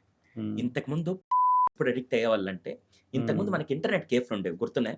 ఇంటర్నెట్ కేఫ్‌లో మేము అప్పుడు రీసెర్చ్ చేస్తే 8థ్ క్లాస్, 9థ్ క్లాస్, 10థ్ క్లాస్ పిల్లల వరకే ఎప్పుడో కొంతమందొచ్చి అక్కడ పెట్టేవాళ్ళు. ఈ రోజు worst access social media phone ద్వారా మనకి ఇంటి లోపలికి కూడా వచ్చేసింది చెప్పాలంటే. అవును. ఇప్పుడు ఏ ఏజ్ నుంచి అడిక్ట్ అవుతున్నారు తెలుసా? 3rd, 4th క్లాస్ నుంచి. ఆ టైంలో పాపం వాళ్ళకి ఎమోషనల్ మెచ్యూరిటీ కూడా ఉండదు. కాకుంటే ఏంటంటే opposite gender is it attract true? అవుతుంది. 3rd, 4th క్లాస్ నుండి. ఇంకా నేను డైలాగ్ చెప్పమంటారా? ఓపెన్ ప్లాట్‌ఫార్మ్‌లో చెప్తాను. 3rd, 4th క్లాస్ నుంచి స్టార్ట్ చేస్తున్నారు. ఓహ్! విచ్ ఈస్ అది వాళ్ళకి హెల్తీ కాదే కాదు. ఎందుకంటే అప్పుడు వాళ్ళకి కాన్సంట్రేషన్, ఫోకస్, అటెన్షన్ ఇవన్నీ అప్పుడే డెవలప్ అవుతూ బ్రెయిన్ డెవలప్ అయ్యే yes. స్టేజ్ అది. యెస్. ఆ టైంలో వీటికి అడిక్ట్ అయితే ఏమవుతుందంటే అప్పుడు రిలీజ్ అయ్యే ఎక్సెసివ్ డోపమైన్ కానీ, అప్పుడు రిలీజ్ అయ్యే ఎక్సెసివ్ క్రియేషన్ కానీ అది వాళ్ళ మైండ్‌ని బ్యాలెన్స్‌గా ఉంచదు. 24 గంటలు ఆ క్రేవింగ్ ఎక్కువైందంటే Yes. వాళ్ళు మిగతా బ్యాలెన్స్ ఇంకే విషయాల్లో వాళ్ళు ఫోకస్ చేయలేరు. Yes. అందుకే ఈ తగ్గించాలంటే మాత్రం మీరు వాళ్ళకి ఏదైతే యాక్సెస్ ఇస్తున్నారో కొన్ని రెస్ట్రిక్టెడ్ యాప్స్ పెట్టి యూట్యూబ్ ఇచ్చే పనైతే యూట్యూబ్ స్టార్ట్స్‌లో, యూట్యూబ్ కిడ్స్ ఇచ్చే విధంగా లేదా ఏదైతే ట్యాబ్ ఇచ్చే పనైతే యాప్స్ యూజ్ చేసి ఏవేవైతే అన్నెసరీ సైట్స్ ఉంటాయో అవి రిస్ట్రిక్ట్ చేసే విధంగా మనం కనుక చేయకపోతే ఈ మధ్య అదే మీకు చెప్పింది. వెబ్ సిరీస్ చూస్తున్నాడు మా వాడని చెప్పి మురిసిపోతూ ఉంటాడు. వాడు ఏ వెబ్ సిరీస్ చూస్తున్నాడో దాంట్లో ఏది ఎఫెక్ట్ అవుతుంది. సినిమాలు కూడా ఏది మీరు చూపిస్తున్నారు. 18 ఇయర్స్ ఏ రేటెడ్ సినిమాని 11 ఇయర్స్ పిల్లలకి చూపిస్తే ఏమవుతుంది? Yes. వైలెన్స్ పెరుగుతుంది. Yes. న్యూడిటీ పెరుగుతుంది. ఇవన్నీ పేరెంట్స్ కొద్దిగా మానిటర్ చేస్తూనే ఉండాలి తప్పదు. సో, పిల్లలు చూసే వాటిని వీళ్ళు మానిటర్ చేయాలి. అవసరమైతే కొన్నింటిని బ్లాక్ చేసుకోవాలి. ఖచ్చితంగా. కొన్ని యాప్స్ వాళ్ళు ఖచ్చితంగా. చూసుకోవాలి. సుధీర్ గారు మామూలుగా పేరెంట్స్ జీవించేదే పిల్లల కోసం అంటారు. ఆ డైలాగ్ చాలా సార్లు వినుంటాం కదా! అవును ఖచ్చితంగా. మరి ఈ రోజుల్లో చాలామంది న్యూస్ చూస్తున్నాం కదా! పిల్లల్ని పట్టించుకోకుండా, అసలు పిల్లల విషయం గుర్తుపెట్టుకోకుండా ఎక్స్ట్రా మ్యారిటల్ అఫైర్స్, అవసరమైతే పిల్లల్ని కూడా ఎలిమినేట్ చేద్దాం, వాళ్ళు మాకు అడ్డొస్తున్నారు. ఇలాంటి సంఘటనలు చాలా చూస్తున్నాం కదా! అవును. అసలు ఎలా చేయగలుగుతారండి అలా? అంటే మనిషి ఒక స్టేజ్ దాటి ఇప్పుడుండే దాంట్లో నా స్వలాభం కోసం, నా స్వార్థం కోసం నేను ఎంతకైనా తెగిస్తాననే రేంజ్‌లోకి వెళ్ళిపోవడానికి కారణం ఫస్ట్ మీరు చెప్పిన ఎక్స్ట్రా మ్యారిటల్ అఫైర్స్. ఒకసారి పెళ్ళయిన తర్వాత పిల్లలొచ్చాక అటు భార్యతో కానీ, ఇటు భర్తతో కానీ ఇద్దరిని చెప్తున్నాను. ఇక్కడ ఒకరు తక్కువ, ఒకరు ఎక్కువ అని ఏం చెప్పట్లేదు. ఇద్దరు కూడా ఏంటంటే ఎమోషనల్ నీడ్స్ పట్టించుకోకుండా అటు పిల్లలు ఫర్ ఎగ్జాంపుల్ ఒక పార్ట్నర్ ఉందనుకో.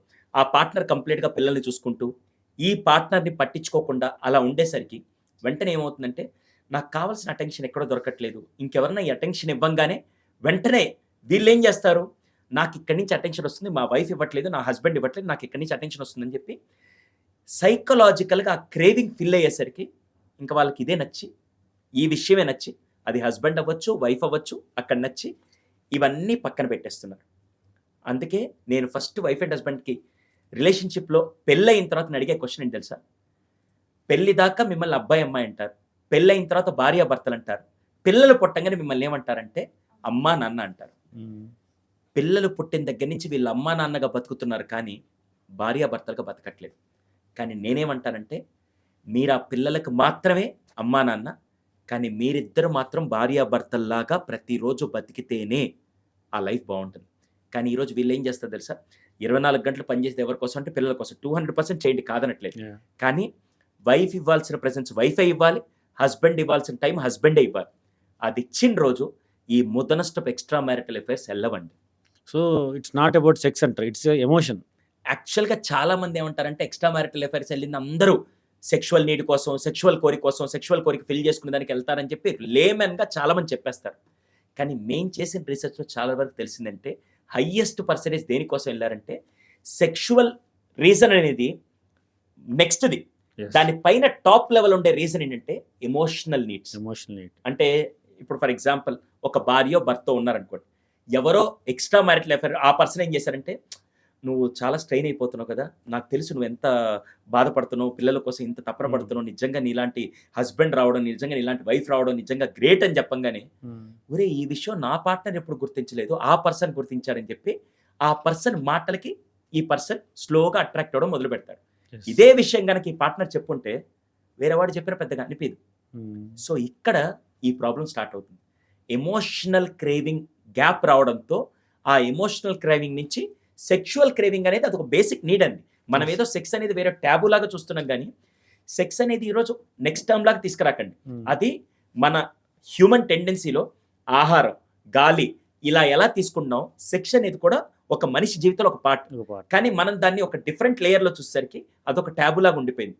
కానీ ఇక్కడ వీళ్ళు అనేది సెక్షువల్ కోరిక మాత్రమే కాదు, ఎమోషనల్ నీడ్స్ వల్ల కూడా. Okay, thank you sir. Gautam garu, ఈరోజు చాలా విషయాల మీద మీరు అటు నన్ను మీరు పాడ్కాస్ట్ చేస్తూ కొన్నిసార్లు సైకలాజికల్ ఇంటర్వెన్షన్స్ ఏం చేస్తే బాగుంటుందని మీరు పిల్లల గురించి ఆలోచించి మీరు చాలా క్వశ్చన్స్ అడిగారు. అలాగే నేను మీతో rapid fire myth and fact మీద చాలా విషయాలు, మనం పిల్లలకి ఫిజికల్ హెల్త్తో పాటు మెంటల్ హెల్త్ ఇంపార్టెంట్. ఈరోజు ఇద్దరం కలిసి, నాకు తెలిసి ఒక సైకాలజిస్ట్ పీడియాట్రిషియన్ కలిసి చేసిన పాడ్కాస్ట్ నాకు తెలిసి ఇదే ఉంటుంది. ఈరోజు చాలా విషయాలు మన వ్యూవర్స్ కోసం మనం చేసాం. Thank you so much for your time. ఈ ఇన్ఫర్మేషన్ ఖచ్చితంగా ప్రతి పేరెంట్కి ఉపయోగపడుతుందని మనస్ఫూర్తిగా కోరుకుంటూ once again thank you so much Gautam garu for your valuable information. Thank you.